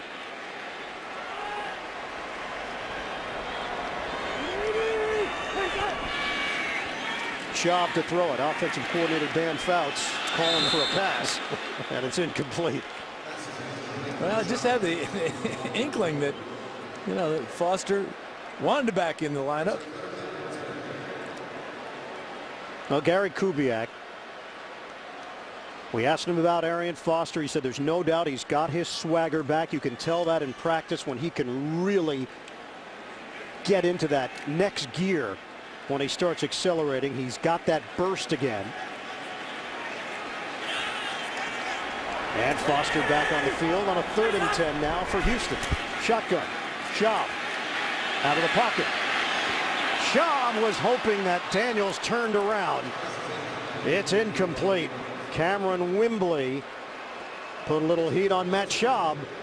That's a great defensive stand for the Raiders. After that long run, after the catch by Foster, in fact, the Texans had everything going in their favor, but 3 plays later, the Raiders have stopped the Texans on 3rd down and bring out Rackers. And this is a 41-yard field goal attempt. This would be the longest of the season for Rackers. And you see that he has hit 63 in a row from 45 yards and in. Will the consistency continue for Rackers? Nope. It will not. Rackers is off the mark. The Texans maintain the 2-point lead. Well, this city needed a good rain. They haven't had a downfall like this since February. It's been pouring Sunday here in Houston. Roof is closed, of course, here at Reliant Stadium. And the Oakland Raiders with a defensive stand and then a missed field goal by the Texans on a pitch for McFadden, met by Connor Barwin, and no gain on the play. McFadden's that type of player that you kind of edge a little bit further forward in your seat when he gets the ball in his hands. Had that 41-yarder down to the 1-yard line at the end of the first half, called back. He is dynamic, though. Held in check so far by this Texan defense. McFadden, 468 rushing yards through the first 4 games. That's the most ever for a Raider after 4 games in a season. 2nd and 10. Play action. Campbell is dumped. Brian Cushing battered and bruised. And the 3rd Houston sack of the afternoon. And that's the first sack of the year for Cushing. He's going to beat the block of Darren McFadden. And this is just a really inspired effort by number 56. Much as he just discards McFadden and jumps on Campbell's back. Another big effort by number 56, Brian Cushing. In fact, he got to change his name to Crushing. Put an R in there. Dan, that's not a huge adjustment. 3rd and 14. Play clock winding down. Campbell, protection is there initially. Hit as he throws. Able to dump it off to Brandon Myers, the tight end. And he's going to come up just short on that initial spot. Flag is down. And so is Bryce McCain. Flag thrown in the secondary. Great effort by Myers, so he get real close to a first down. Illegal contact, number 30 on the defense. 5-yard penalty, automatic first down. So Jason Allen called on the penalty for Houston. And they'll move the chains for the Oakland Raiders. They'll move the chains, but they'll move the ball back because it's 5 yards from the original line of scrimmage. And so his gain, they're going to place the ball now at the 32-yard line. It was up to the 41-yard line. Well, Jason Campbell has taken some big shots here today. Yeah, that one rattled his cage a little bit. Tim Jamison with the hit. Campbell was a little slow to get up. New set of downs for Oakland. Boss, the motion man. Campbell locking in on the right side, and he delivers to Hayward Bay. To the 40-yard line. That's 8 yards through the air. Jason Allen with the tackle. And that's 7 catches now for Hayward Bay for 99 yards. He is answering the call today. Still no catches for Denarius Moore, who had been Campbell's favorite target coming in. Now, one thing that has stood out, Oakland is not testing Jonathan Joseph. I think we've called his name maybe once here today. Handoff going right up the gut to Michael Bush, and a first down. It's a 4-yard gain. Brooks Reed with the stop. Let's head to New York. NFL Today update. NJB. Vic trying to make amends for 3 picks, Boom. Yeah, well, Dan Fouts and I couldn't do this. I can tell you this right now. He's having a tough day right now. He sees that Buffalo secondary turns their back on him. He goes 53 yards all the way down to the Buffalo 10-yard line. This is going to set up a touchdown run by LaShawn McCoy. 28-14. Philadelphia trying to make it a comeback. All-time leading rusher among quarterbacks, Ian and Dan. Eagles battling back there. Raiders are trying to gain their first lead of the day as they throw the ball to Chaz Schillens, and that's a 7-yard gain. Jonathan Joseph was targeted that time, and Oakland is on the move. And there's something wrong with Joseph. He just, after that tackle, walked right off the field to the sidelines. So now Brandon Harris is in, the rookie out of Miami.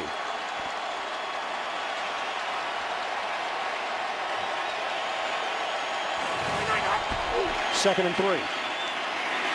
It's Bush. And he gets upended by Barwin. JB and Boomer very busy back in the studio. Carolina narrowing the Saints' lead. Well, Cam Newton's going to find Brandon LaFell right here. They're going to replay this. They're going to show that it was not a touchdown. It does lead, however, to a Cam Newton 1-yard touchdown run. His 5th rushing TD on the season. 23-20 New Orleans. Cam. Let's take it back to Ian and Dan. And guys, an injury here. Samson Satelli, the starting center. Stefan Wisniewski, the rookie, would slide over. We'll come back in a moment.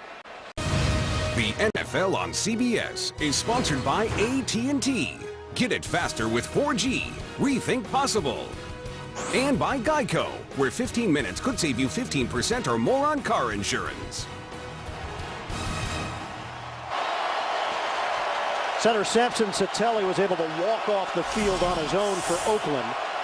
The rookie Wisniewski shifts over to center, and Joe Barksdale, another rookie out of LSU, steps in at left guard. 3rd and 2 for the Raiders. They are in Houston territory. Campbell, a dart and a first down. It's Darren McFadden. 13 yards on the pass play. How good is McFadden? The ability to go out wide and run a route just like a wide receiver.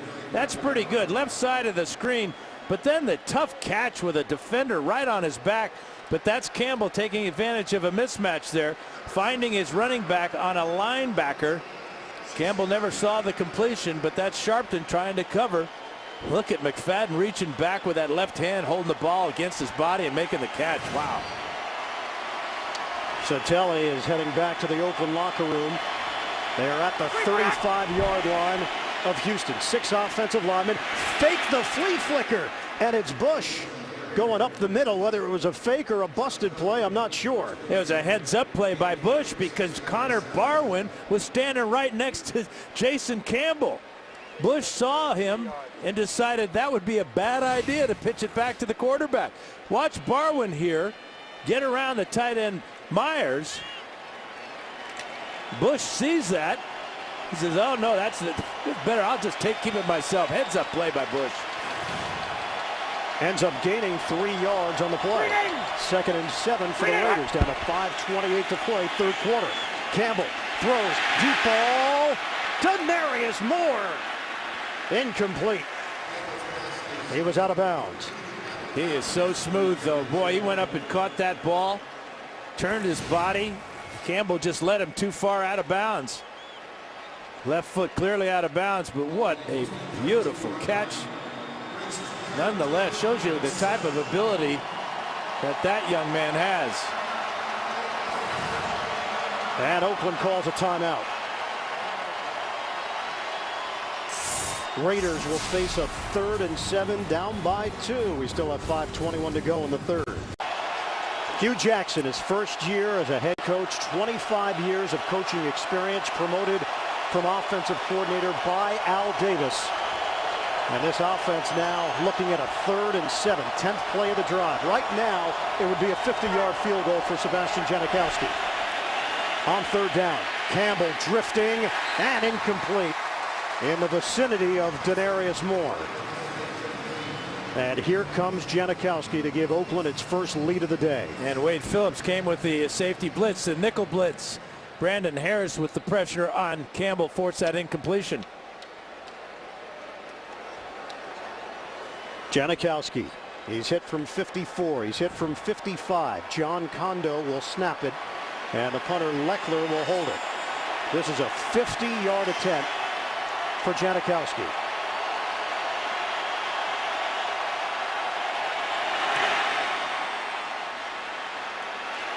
And he makes it look routine. Oakland in front, 15-14. 5:12 mark of the 3rd quarter. 54 yards in the 1st quarter, 55 in the 2nd. And here we are with 5 minutes to go, about in the 3rd. Doesn't matter which quarter for Janikowski, nor does it matter the distance. That's a gimme. Well, watch the clearance on this, Clarence. That might have gone 60 or 70. Maybe 70. Vector, Victor. Roger, Roger.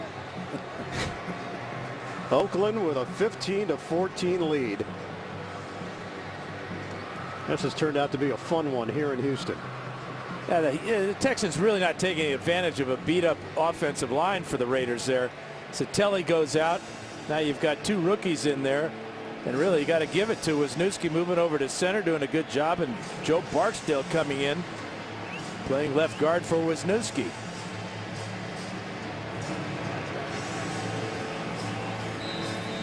Janikowski will kick it off. Daniel Manning is waiting 5 yards deep in the end zone. Low kick. Rolls. Manning scoops it up at the 4. And Manning cannot break loose. He's cut down to the 10-yard line by Rock Cartwright on special teams.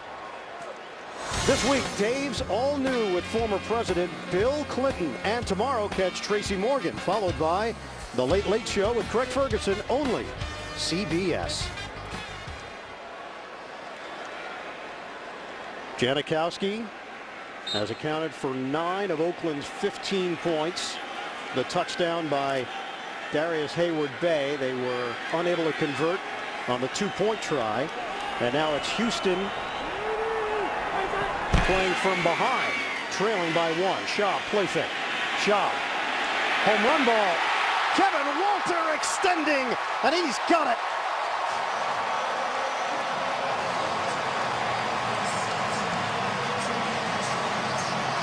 Spectacular catch. 42 yards for Walter. This is a thing of beauty. Total layout. No doubt catch. Firm control as Huff hits him and rolls over his back. Spectacular. Just across midfield from the 49. Handoff. And Arian Foster picks up 4 yards to the 45. You know, before that pass for Schaub, he'd just been 1 out of 4.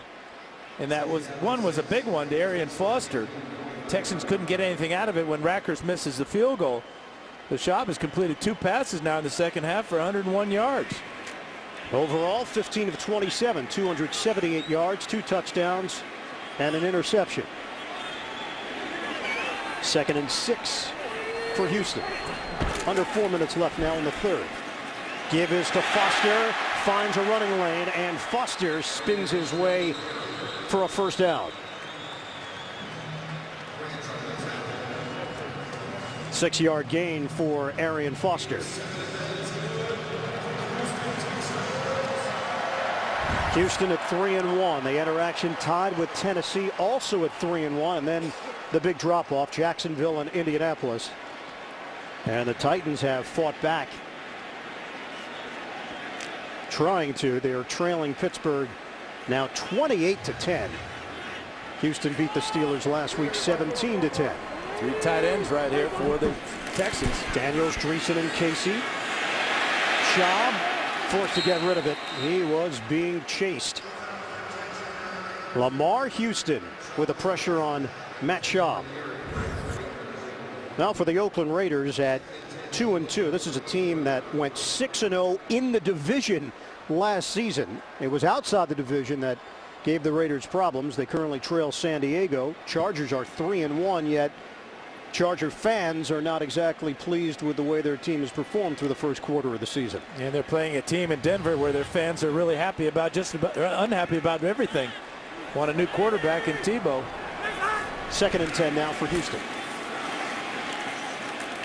And Arian Foster takes it inside for a 2-yard gain to the 36-yard line. Jarvis Moss in on that stop for Oakland. 3rd and 8. Yeah, you get back to that previous play where the Texans had all those tight ends and they faked the ball to the weak side. They really didn't fool anybody, especially Lamar Houston, who got in on Schaub very quickly. We've seen that a number of times today where the Raiders have been able to get to Schaub and get him off his mark and force him to just throw the ball away. Arian Foster having a long conversation with Tommy Kelly. Kelly comes off the field now on 3rd and 8. Quick snap. Schaub to throw it. Schaub on the move, and he hits Dreesen. Was it a clean catch? No. Dreesen's going to come over to the sidelines and say, hey, coach, I did catch it. Challenge this one. Matt Giordano is down on the play. Well, this will give Kubiak a chance to check out the replays. Didn't catch it at first, but he may have caught it way down low.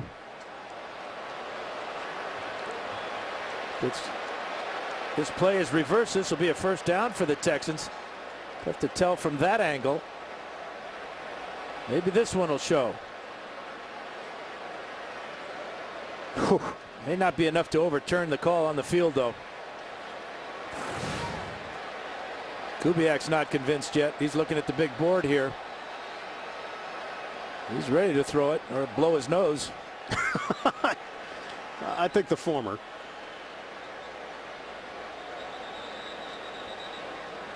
And the injury to Giordano allowed Kubiak and his coaching staff to get a look, and now they will officially challenge it.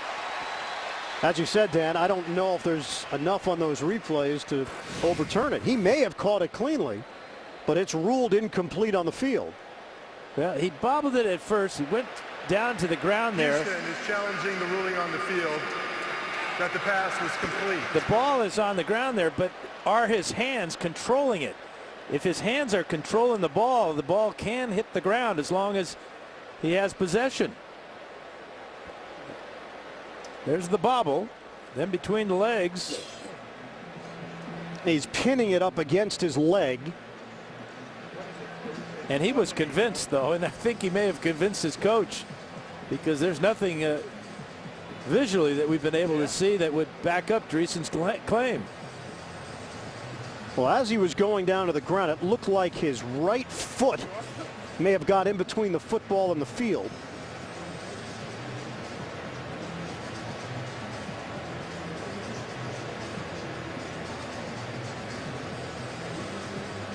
Well, that's going to be tough to overturn. Yeah, though. that's the key. It was called incomplete by the officials on the field. There's one man praying right now. And Houston really is in no man's land right now. You'd be looking at a 56-yard field goal or a punt on 4th down. Well, Pete Morelli took his time looking at this one. We'll see what he thinks. Houston's first challenge of the season. After reviewing the play, the ruling on the field is confirmed. An incomplete pass. The ball touched the ground. 4th down. Really can't argue that. Nope. I understand Kubiak challenging it. It was close, but it is going to cost his team a timeout, and no first down for Houston. So in a very close ball game, a one-point game, both teams just will have 2 timeouts down the stretch. Now, right now, the difference has been the field goal kickers. Janikowski making long distance field goals, and now Neil Rackers is going to get his opportunity. 54-yard attempt for Rackers. Houston trying to go back in front. Rackers, he's got it! Our 4th 50-plus yard field goal of the day between these two teams.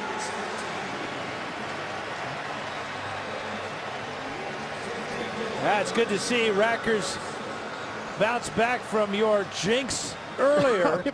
my jinx. Well, it wasn't my idea to say how many it hit in a row.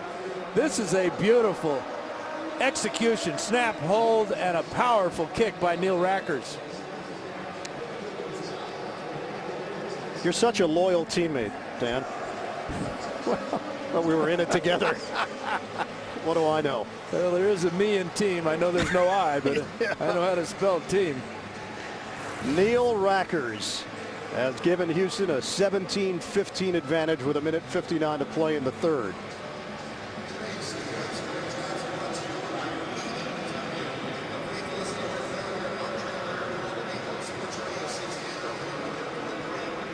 Hartman will now kick it off for Houston, and Jacoby Ford is deep.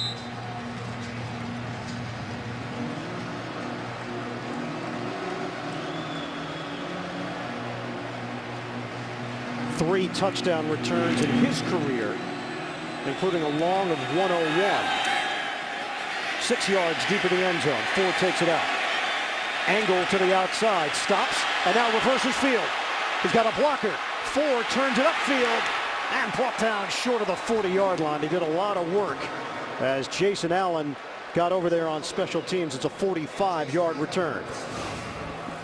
Well, this is just a great individual effort by Ford. Didn't have anything going to the right side of the field. stops on a dime, and now, if it's not for a great tackle by number 30, diving back in to get him by the shoot top, Jacoby Ford is in the end zone. 1:48 to go, third quarter. Houston now in front, 17-15. Stutter step move by McFadden. And it carries across the 45-yard line, picks up 3 on the play. Coming up next, the NFL on CBS continues. Mark Sanchez and the Jets go up against Tom Brady and the Patriots. The Chargers battle the Broncos. It's next on CBS. Longest run of the afternoon for Darren McFadden on that first down carry. Second and short now. And McFadden has a first down, knifing his way across the 40-yard line. NFL Today update. Let's go to New York and JB. An energized Panther squad. Hey, after an interception by Drew Brees, watch the quick release, decisive throw to Greg Olsen by Cam Newton. 5-yard TD recept, 27-23. Carolina takes the lead. Back to Ian and Dan. JB Boomer, thank you. Tight one here in Houston. And McFadden getting into a rhythm. Out on the ground, Darren McFadden. We've been waiting for this all day. The NFL's leading rusher, Stefan Wisniewski with a block. That's a 19-yard gain for McFadden. And they are now slicing and dicing this Texan rush defense. Yeah, and it's Wisniewski doing the job at center for the injured Samson Satelli. 3 straight rushes for the Raiders. And this is what Hugh Jackson has in mind for this offense. 10 carries, 54 yards for McFadden. Hand off this time, it's Michael Bush. And nothing there, about a gain of a yard, pushing and shoving afterwards. Brian Cushing with a stop for Houston. And that'll be the end of the third quarter. Houston 17, Oakland 15. We'll come back to Texas after this message and a word from your local station. You're watching the NFL on CBS. Ian Eagle, Dan Fouts, rest of our CBS crew here in Houston. The Texans 17, the Raiders 15. Week 5 of the NFL season as we start play now in the fourth quarter. Oakland, first time today that they are in the red zone. 2nd and 9. Through the hands of Hayward Bay, incomplete. Allen with the coverage for the Texans. You can tell by Hayward Bay's reaction, he thought he should have caught that ball. Jason Allen not giving him as much room as he has previously in this ball game. Texans playing without their superstar defensive player Mario Williams, out with a pectoral injury.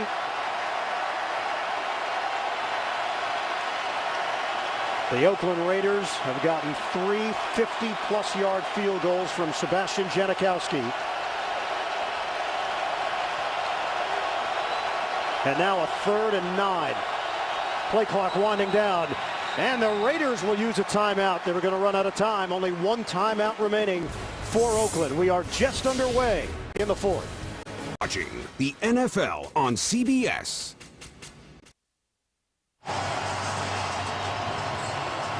With all the emotion swirling around the Oakland Raiders, Al Davis passing away yesterday at the age of 82. Hugh Jackson telling us, of course, there's a period of shock and grieving, but you have to get back to what you do. Go win the game. We know what we're here for. Raiders facing a 3rd and 9. 4 receiver set. After the timeout, Campbell from the gun. Steps, Campbell throws on the move, wide open, Chaz Schillens, touchdown, Oakland. Campbell getting out of the pocket and connecting with Schillens to give the Raiders the lead here in the fourth. And Campbell breaks the pocket as he comes up. It looks like he thought about running, and then all of a sudden, flashing in front of him is Chaz Schillens. Takes it in for his first touchdown of the year. Great play by Campbell, keeping his wits about himself. Remember the interception he threw last week against New England in a similar situation. Finds his man this time. Janikowski on for the extra point. And flags came down. False start, number 69 offense, 5-yard penalty retry. Well, they could get a 35-yard penalty and he would still make it. He may be too close. Says, let's back him up a little bit, boys. 6 plays, 61 yards for the Raiders. Chaz Schillens, who's been dealing with injuries the last 2 years, getting the touchdown now in his 4th year from San Diego State to give Oakland the lead. Point after, Janikowski. And it's 22-17. Raiders. Campbell. First with his legs and then his arm to Schillens for the score. The NFL on CBS is sponsored by McDonald's. I'm loving it. In Time, October 28th, only in theaters. And by Toyota.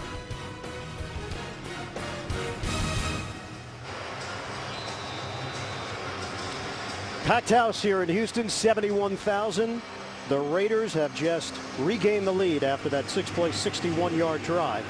Janikowski kicking it off to Daniel Manning. Janikowski boots it out of the end zone.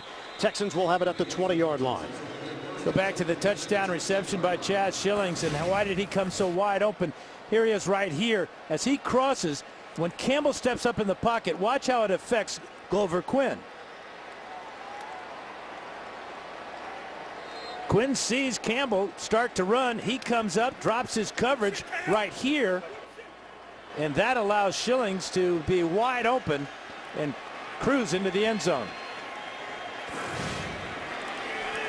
First down for Houston, trailing 22-17. Handoff, and timing was just off there. Arian Foster, he got stood up, and there's still a lot of chatting going on. At this time, Foster and Tommy Kelly seem to have made up. Well, this is what the Raiders can do to you with their size up front. Kelly, a 300-pounder. Seymour goes 310. They can just overpower an offensive line. Lamar Houston, another 300-pounder. They're controlling that line of scrimmage against the Texans right now. Outstanding defensive front. 2nd and 10. Schaub comfortable in the pocket, now forced out. Schaub on the move. He's able to turn the corner, but not much there as Tommy Kelly stuck with him. How about the speed by Tommy Kelly? Or maybe it's the lack of speed by Matt Schaub. Well, are you a glasses half full or half empty kind of guy? Well, I can relate to not having any speed. And this is a real panic situation when a 300-pounder is chasing you out of bounds for no gain or a loss. We'll call it 3rd and 10. And they'll get credit for a sack. Shotgun formation for Schaub. They handle the rush. Schaub hit as he throws, and that ball bounced. Did not look clean to Dreesen. And Rolando McClain with the stamp on Schaub. The Texans with a very quiet 3 and out. Yeah, not only did the ball bounce, Schaub bounced after the hit by McClain. And he's feeling it right now as he comes off the field. Watch 55. Ooh. That's a good clean shoulder hit on the quarterback from Rolando McClain. The punter Hartman is out there. Denarius Moore standing at his own 34-yard line. High punt, backpedaling. Moore catches at the 28. Stops, runs into his own man. Zigzags, and he's brought down at the 30-yard line. 52-yard punt. Campbell and the Raiders now playing with the lead. 4th quarter here in Houston. Coming up, time permitting, after the game, the NFL Today update presented by Verizon, JB and Company, with the latest NFL scores and highlights. Oakland 22, Houston 17. Raiders take over with a 1st and 10 and a give to McFadden for a 3-yard gain up the middle. Brooks Reed there defensively. Super agent Drew Rosenhaus is cocky, respected, reviled, and represents the NFL's biggest stars. You won't want to miss what he has to say to Scott Pelley on 60 Minutes. That's tonight only. CBS. 57 yards on the ground for the NFL's leading rusher, Darren McFadden. 2nd and 7 for the Raiders. Out route, Jacoby Ford is spun down just short of the first down by Jason Allen. It'll be 3rd and short coming up for Oakland. Been a busy afternoon for Jason Allen as Hugh Jackson and Jason Campbell targeting number 30. The effort by Ford after the catch, struggling to get to that first down, and gave the Raiders a real good shot at it. 3rd down and short. Well, what a difference we've seen from this Oakland offense. This is a 3rd and 1 now for the Raiders. Not going to get it. They'll lose yardage. McFadden met by D'Amico Ryans and company. A loss of 2.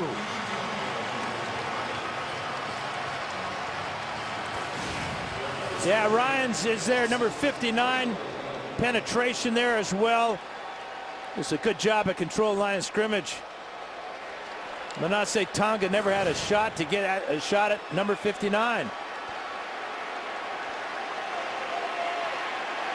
Shane Leckler to Fake. punt. And they've got it. Big yardage down the sideline. Rock Cartwright. Oh, the Oakland Raiders digging into the bag of tricks. 33 yards. Really gutsy call after 3 plays. Did not get a first down for the Raiders. Hugh Jackson comes with a perfect call on the fake punt to Cartwright.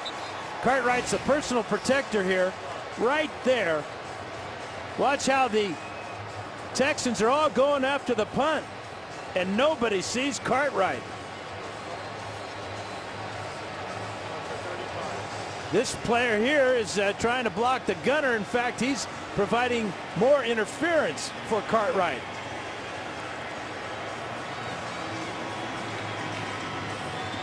So the Raiders have it at the Houston 28-yard line. Samson Satelli is back. Rock Cartwright, formerly with the Washington Redskins, a veteran, one of the leaders on this team, coming up with a first down on the fake punt. And Darren McFadden runs into a crowd for a 4-yard gain. Daniel Manning among those there with Connor Barwin. It just seemed like the Texans, it was such a great defensive stand there on that 3rd down and just a yard.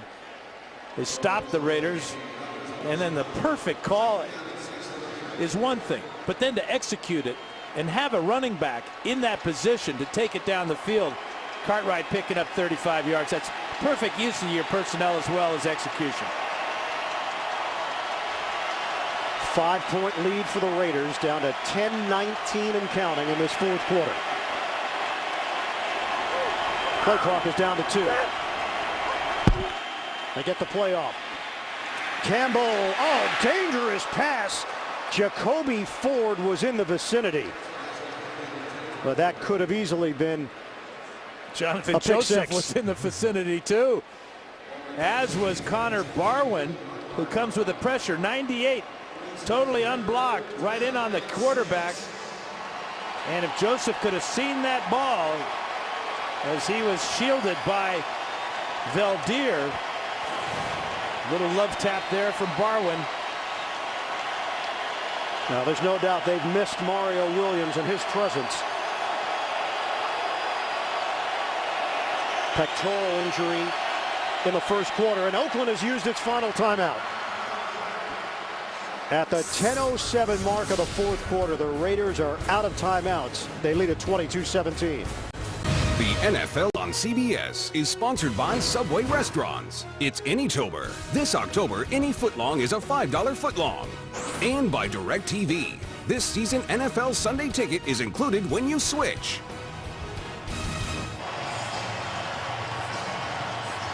Number 1 pick in the 2006 draft, Mario Williams, did have surgery for a sports hernia, and it's a pectoral injury now for Williams that's keeping him on the sideline.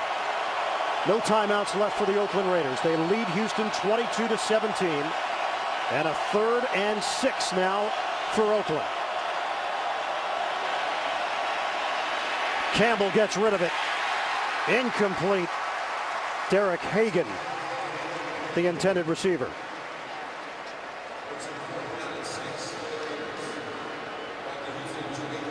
Fourth down for the Raiders. Hugh Jackson Didn't think he got enough time on the play clock there. That's what forced Campbell to use the timeout. So the Raiders have no timeouts left. 42-yard field goal attempt now for Sebastian Janikowski.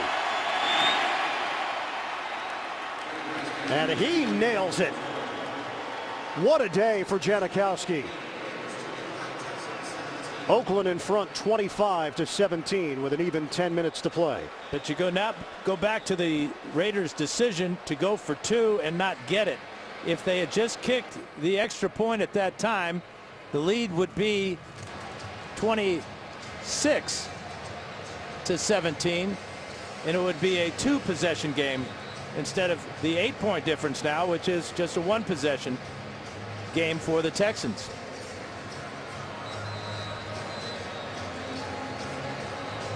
Don't forget, second half of the doubleheader, NFL on CBS, the Jets at New England, AFC West, San Diego at Denver. That's coming up here on CBS.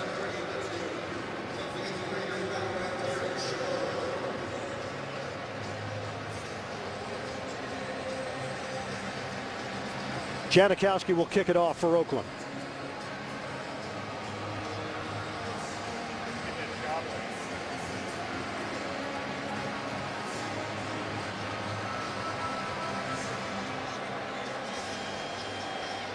Raiders 1 game behind the San Diego Chargers in the AFC West. The Texans entered action tied with Tennessee at the top of the AFC South standings. Another touchback.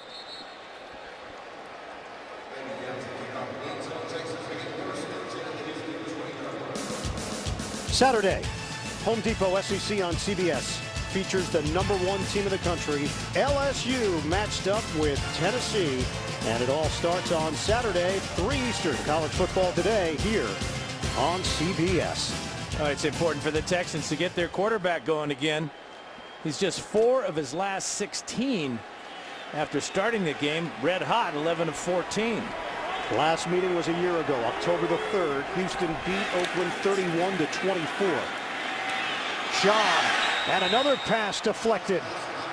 Lamar Houston getting his arm up and knocking that ball away. It's incomplete. Houston was the beneficiary of a deflected pass. He got an interception after Tommy Kelly deflected one. Actually, it was John Henderson there. But this just frustrates the quarterback no end. Schaub had good pass protection that time, but a good play by Houston one more time. 2nd and 10 for the Texans. Schaub to throw it. And a lot of contact there. Jacoby Jones matched up with the rookie Van Dyke. Schaub was hit as he let that ball go. That's why it was so short. Again, good pressure by the Raiders, but is this pass interference? Jones comes back for it. Yeah, I'd say that might be pass interference. The officials claiming, though, that this was not a catchable ball. How can you catch it when the guy shoves you down to the ground? Ball was tipped, so therefore there is no pass interference. DeMarcus Van Dyke making his first NFL start for the injured Chris Johnson. And now Houston will use a timeout. Texans have 1 timeout remaining, and we've got 9:48 to play in this 4th quarter. And this offense of the Texans just looks horrible.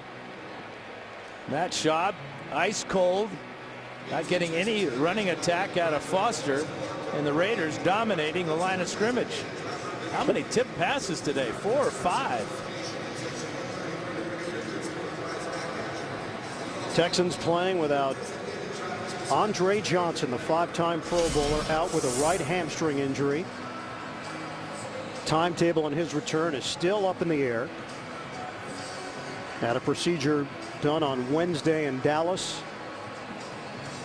They had the passing game going early in this game, and they clearly miss him in moments like this as well. Well, they got it going to their tight ends. The tight ends had 7 catches in the first half, only 1 here in the second half. So the Raiders have adjusted their defense. They've taken away Owen Daniels and Joel Dreesen. James Casey is yet to catch a pass.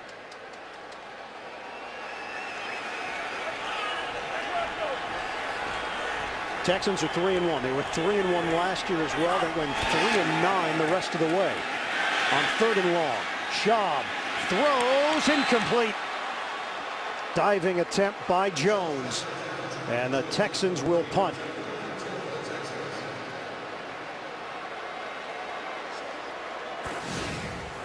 Six straight incompletions now for Matt Schaub. This is a real long developing pass play by Jacoby Jones. Comes out of his route a little bit slowly, and Schaub trying to lead him away from the defender. Stanford route incomplete. But why no running game? Just all passes on those 3 downs for the Texans with plenty of time left on the clock. Hartman punting to Denarius Moore. Moore makes his move into Houston territory. And while Moore has not been a big part of the offense, here on special teams, Denarius Moore makes a play. 21 yards on the return after the 41-yard punt. Jason Campbell, we sat down with him yesterday to talk about the relationship that Al Davis had with his players. He was so close to us as a unit, and you know, he was a guy that not just cared about us for football, but cared about us in life. Like, I can count numerous times he's called me just to see how I was doing and how I was adjusting, and how my family was doing, and that meant a lot. Yeah, he added that there were a lot of misconceptions about Al Davis, but how much he cared about his players and obviously cared about the silver and black was always apparent to the people within the organization. Campbell throws it away.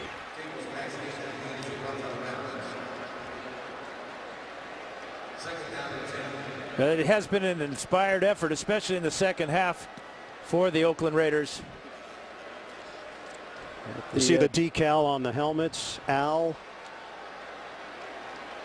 former commissioner of the AFL in 1966. All of the roles that he had: scout, coach, GM, owner. Pro Football Hall of Famer, inducted in 1992. 2nd and 10.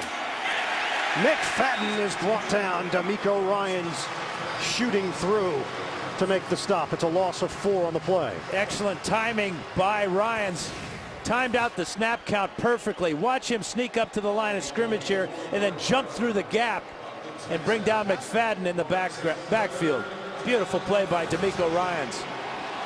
And that just took the Raiders out of field goal range. I don't think so. That would be about a 64 or 5-yarder. That's well within his range.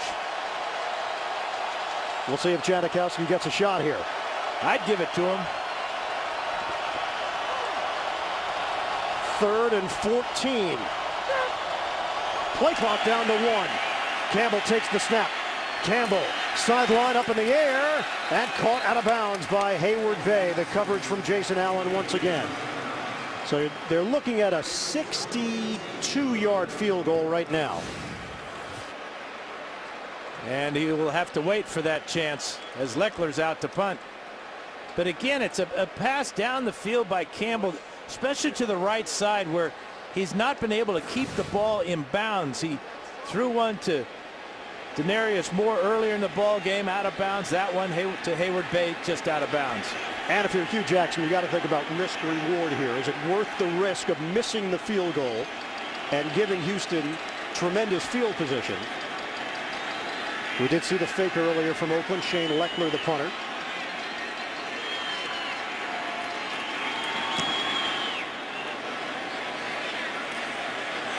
Jacoby Jones, why? Why catch it over the shoulder at the 5-yard line? Yeah, the ball had some pretty good backspin. Leckler's pretty good at having the ball die when it hits the ground, but that is a good question. I mean, it's darned if you do, darned if you don't sometimes for the returner.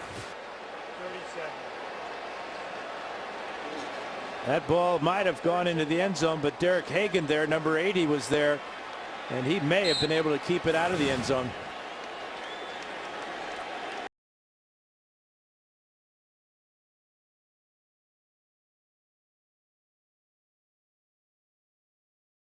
And Foster on the day, 21 carries for 72 yards.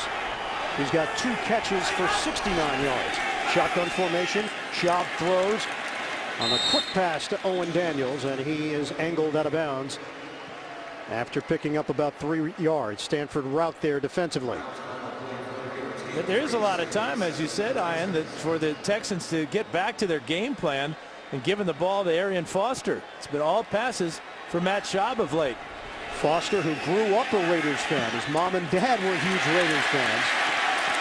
Owen Daniels, he's got a first down. 13-yard play. And we asked Arian about his favorite Raider of all time. Yeah, he picked a San Diego native, the great Marcus Allen, the Hall of Famer for the Raiders, as his favorite. Two tight end passes. It's gotten the Texans with some positive yardage and away from their goal line. 1st and 10 now from the 24-yard line. From the gun. Rush coming. Schaub steps up.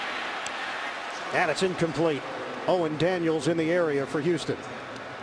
What the Raiders have been able to do today to Matt Schaub is they've been able to force him off his primary read, shuffle his feet, throw the ball on the run, and he's been off target when he's had to move in the pocket or out of the pocket and throw on the run.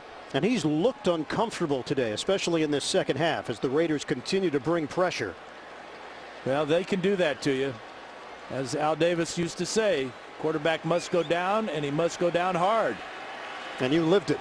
And Schaub is living it right now. 2nd and 10. Schaub straight back. Another tip ball. Incomplete. Joel Dreesen, the intended target. You know, and this is not a short quarterback. Matt Schaub is 6'5", and he's got a good delivery that's really high. From ground level here, we'll see who got his hand on this one. It's Richard Seymour. Seymour, of course, at 6'6", very athletic with another big play. 6 deflections today. And now a 3rd and 10 for Houston. Foster sets up on the outside from the gun. Foster turns it upfield. Arian Foster. First down across the 45.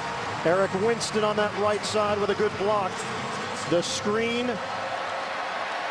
Run to perfection, 23 yards. What a great call by Gary Kubiak, and really the execution is perfect. It gets Eric Winston out in front with a block. There's Kevin Walter with a block, and that's all Foster needs. Foster in the second half is getting it done through the air. He's got 3 catches for 92 yards.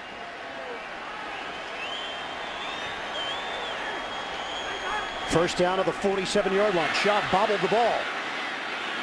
Able to regather, but Anderson can't haul it in. It's incomplete with 6:38 to play. Again, I go back to your question, Ian. Where's the running game? They've got so much time in this game, and they've got good field position now, almost out to midfield. And Kubiak, aside from the screen pass, which is basically a long running play, get the ball to number 23. And Oakland came in allowing a league worst 5.9 yards per carry this season. 2nd and 10 for the Texans. 25-17 lead for Oakland. Schaub fires, and he hits Dreesen, who gets stood up at the 44-yard line. It's going to be just short of the first down. Tyvon Branch among those there defensively. It's a 9-yard gain for the tight end Dreesen. 3rd and 1 coming up for Houston.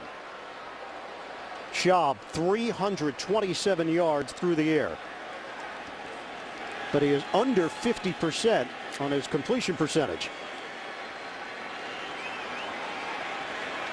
Chuck Bresnahan back in the silver and black, 7th year overall, but last time he was with the Raiders was 2003. Moving pocket, Schaub on the flick, and Foster dives. He's got a first down at the 31-yard line. Well over 100 yards receiving, most of them here in the second half. Play action on 3rd and short, and no Raider in the vicinity. You would think that the Raiders would be keying on number 23. 96 yards receiving in the second half for Foster. New set of downs for Houston. Coming up on 5 minutes to play in the fourth. Hand off to Foster, and he is wrapped up. Desmond Bryant.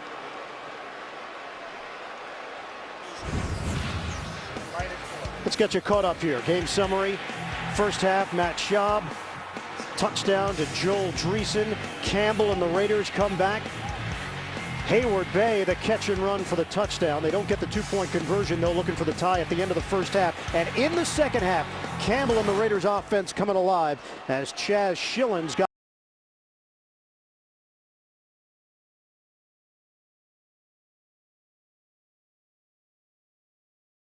to Owen Daniels. And it's a 5-yard gain to the 30-yard line. It gets banged down by Tyvon Branch, the safety. And Matt Schaub, after the last play, when he handed the ball off to Foster, he hurt his leg, and he's been in pain since that time. Just waved to the sideline and said he's okay, but he's going to trip as he hands the ball off to Arian Foster. 3rd and 9. Under 4 minutes left. From the gun. Schaub steps. Schaub throws. Incomplete. Jacoby Jones, the intended receiver. And now what? It's 4th and 9. Well, the problem for Houston, they only have one timeout. So if they were to try a field goal here and be successful, the Raiders would have the chance to just run the clock out. Kubiak knows that he's going to have to go for it here on this 4th down and 9.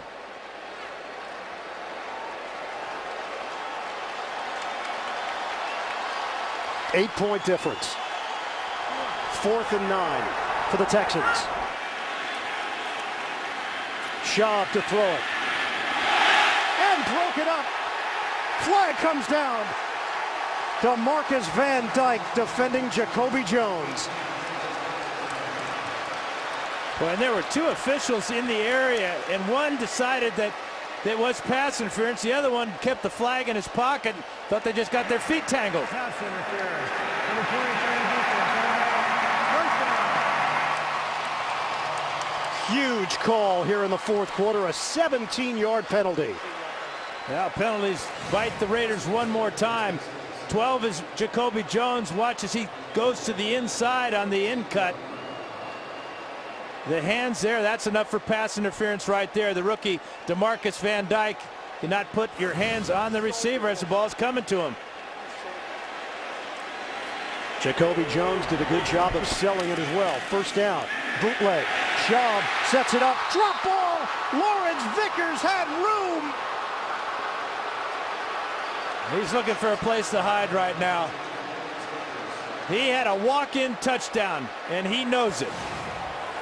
Wide open is number 47 sneaking out of the backfield. Again, no Raider anywhere near him. Does he take his eye off the ball?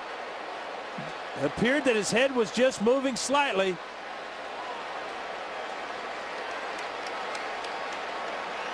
The fullback, Lawrence Vickers, unable to haul it in. 13th play of the drive now on a 2nd and 10. Schaub looks.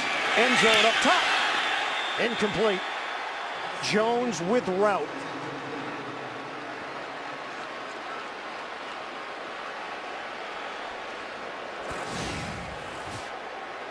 Here's the matchup right here. Route with good position on the receiver right there. Excellent coverage by Stanford Route.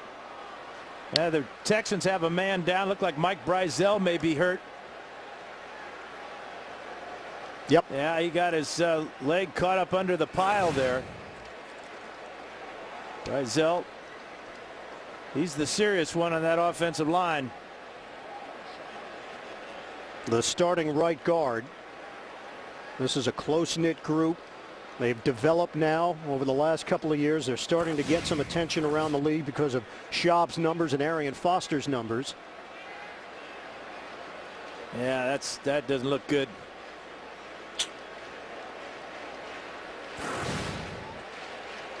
Antoine Caldwell would step in. And you see he's wearing knee braces, and hopefully the knee braces were enough to prevent any serious knee damage. That also could be an ankle for Mike Brazel. Brazel was on injured reserve last year because of an injured shoulder.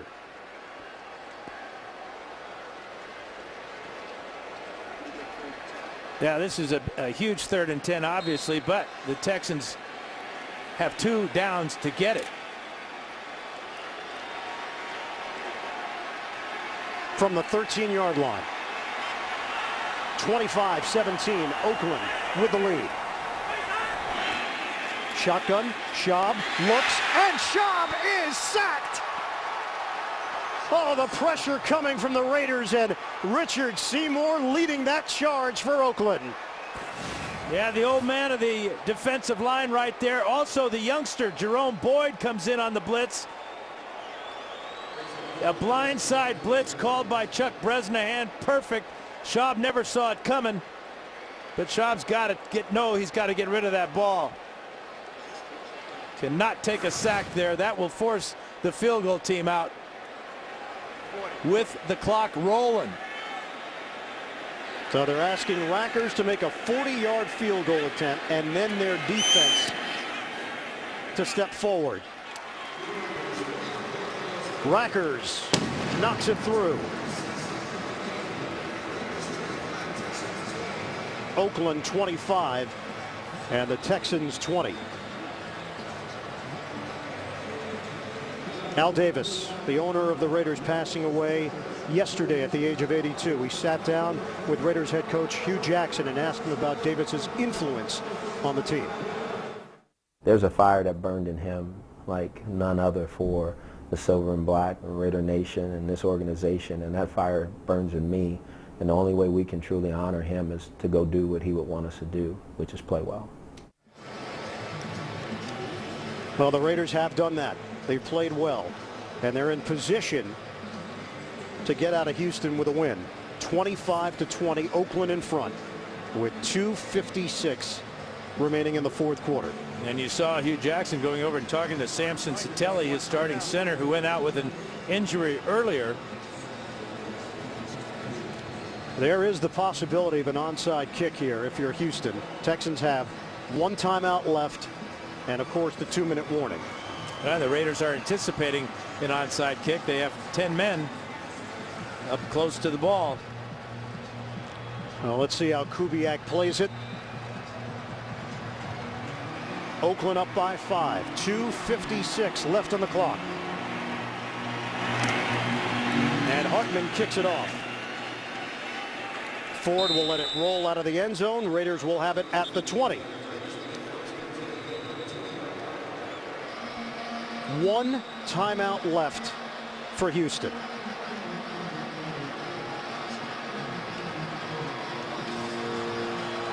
And coming up, second half of our doubleheader, the NFL on CBS. The Jets at New England.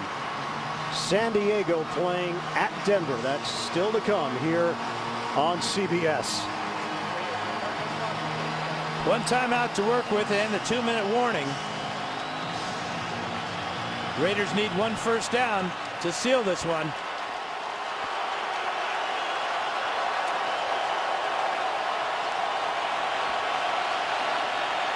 Campbell on a handoff. McFadden. And he picks up a yard. J.J. Watt brings him down. And Houston has used its final timeout at the 2:52 mark. The Oakland Raiders are at 2-2. The Raiders have not been over the 500 mark after 5 games in the season since 2002. And this is what's coming up for Oakland. Home games against Cleveland and Kansas City, the bye week, and then divisional matchup with Denver and San Diego, and then on the road in late November at Minnesota. So they'll be home for a good month, and that means so much, especially at this time of the season. And with teams that do not have winning records, although Kansas City did win today. That'll be a battle.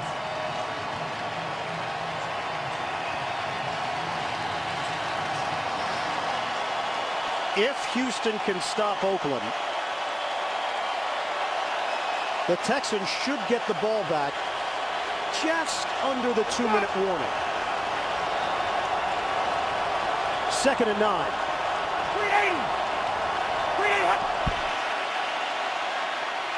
They're going to throw it.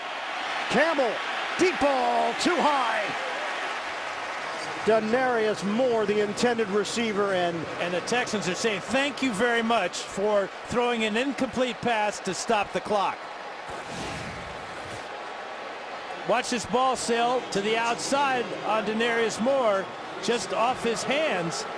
He did get behind Jonathan Joseph, and I think that's the last thing that Hugh Jackson had on his mind was a long bomb thrown by his quarterback. You know, it's one thing to look for the knockout punch. It's another to play smart football and use the clock wisely. Fake the pass. McFadden chopped out. Glover Quinn. And now Houston's going to get it with more time than we thought because of the incompletion. You can see both the clock, the play clock, and the play clock and the game clock are exactly in sync. So this will go all the way down to the 2-minute warning. But that play had no chance of succeeding. And Jason Campbell walks away from his head coach, and his head coach can only shake his head at that incomplete on 2nd down.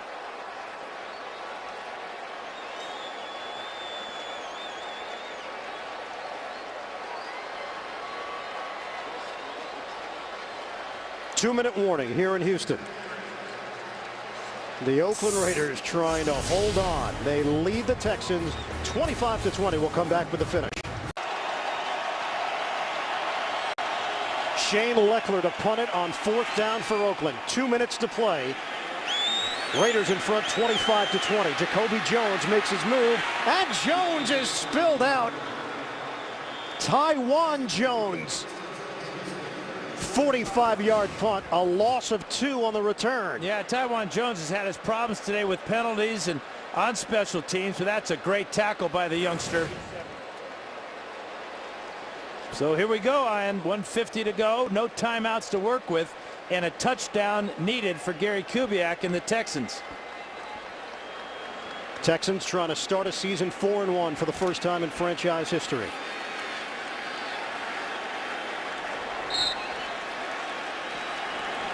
First down from the 37-yard line. Shotgun. Shaw. The screen. Foster squeezes through a hole. And a little juke move by Foster to pick up 11. Boy, he had no business picking up 11 either because the Raiders saw it coming. They just couldn't tackle him.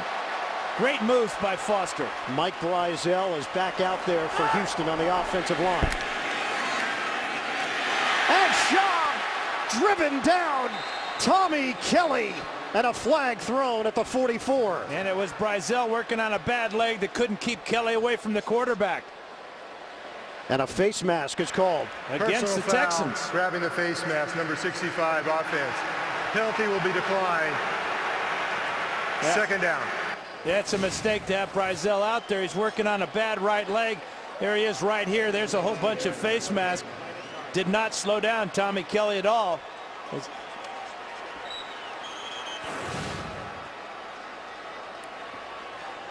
So it'll be 2nd and long coming up here for Houston. 1:22 on the clock.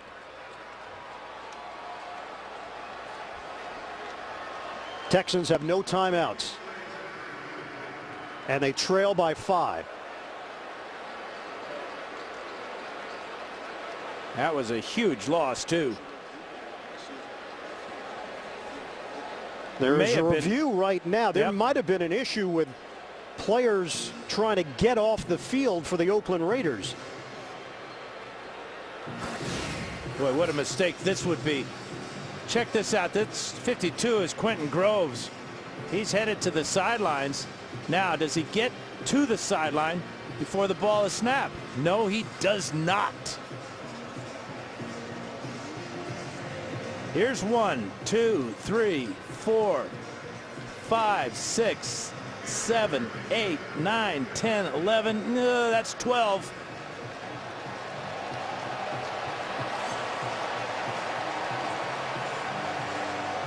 And it didn't look like Groves was in any big hurry to get off the field. It's a 5-yard penalty. Well, that would obviously negate the sack.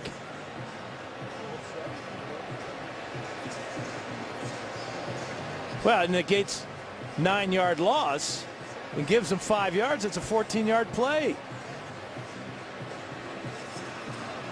Pete Morelli is taking a look at it now. Do they adjust the clock back to when the ball was snapped? They have to do that as well.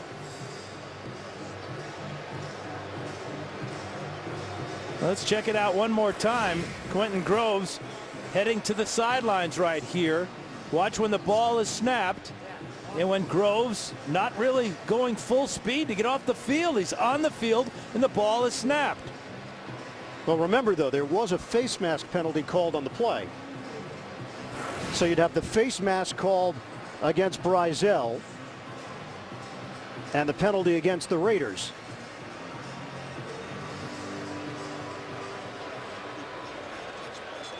And that's what Pete Morelli is dealing with right now.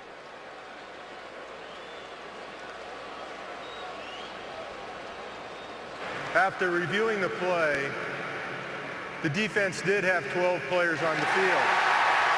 However, there was a 15-yard face mask on the play. Therefore, the 12 men on the field by rule is declined.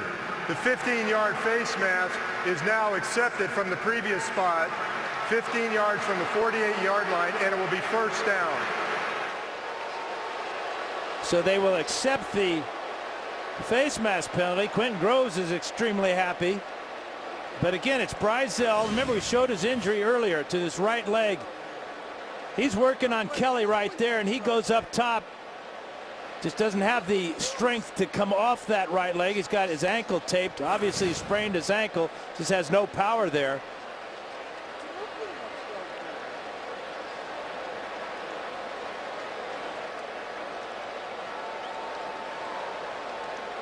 "12 men on the field against Oakland. Face mask penalty called against Houston."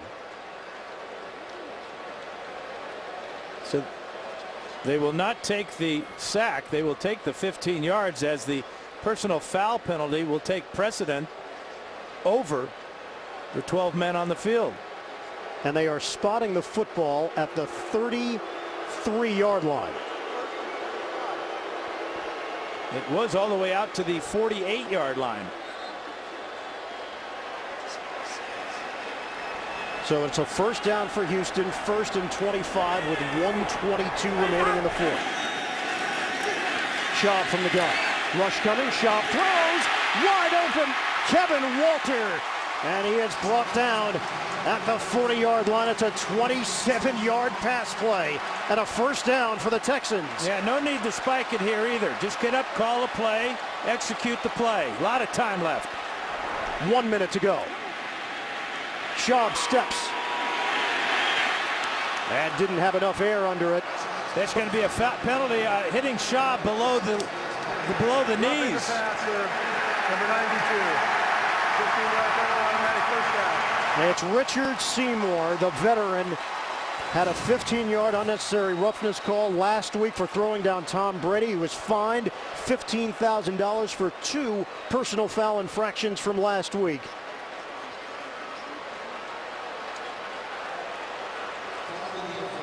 A lot of penalties last week in the loss to New England. A lot of penalties today against the Raiders. And the Houston Texans are now in position to possibly complete the rally. High snap! And Schaub has to go back to get it. Oh, this has been wild in the final minute now. 44 seconds left and the clock is moving. Yeah, can't afford to spike it here. It's second down. Lose 13 on that play. 2nd and 23. Schaub out of the pocket. Throws. Incomplete.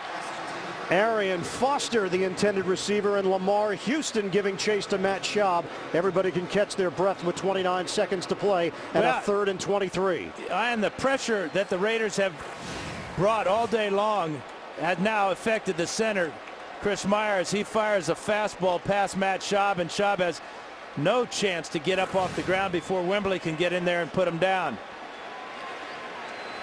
No timeouts left. 29 seconds remaining on the clock. And the line of scrimmage is the 39 of Oakland. And how much do the Texans miss Andre Johnson right now? From the gun. Schaub looks downfield, throws it up in the air. Caught at the 5. Clock is moving. 18 seconds left. Joel Dreesen with the reception. Now you do spike it. Stop the clock. Great catch by Dreesen. 9 seconds left. And Schaub spikes it with 7 seconds on the clock.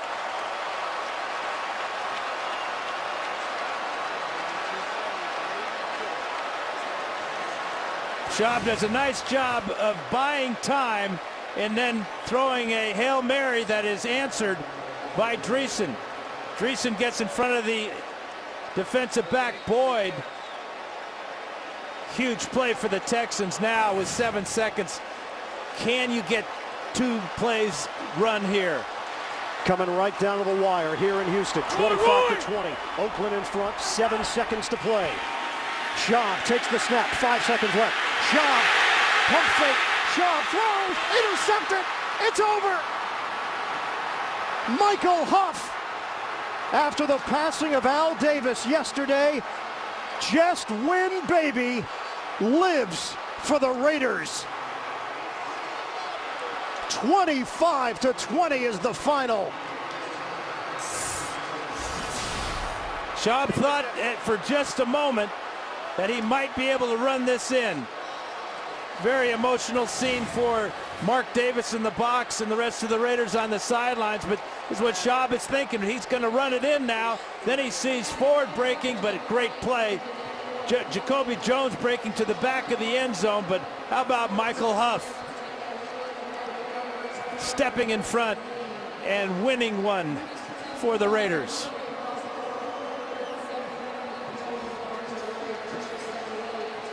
A lot of time to throw for Schaub, but nobody open.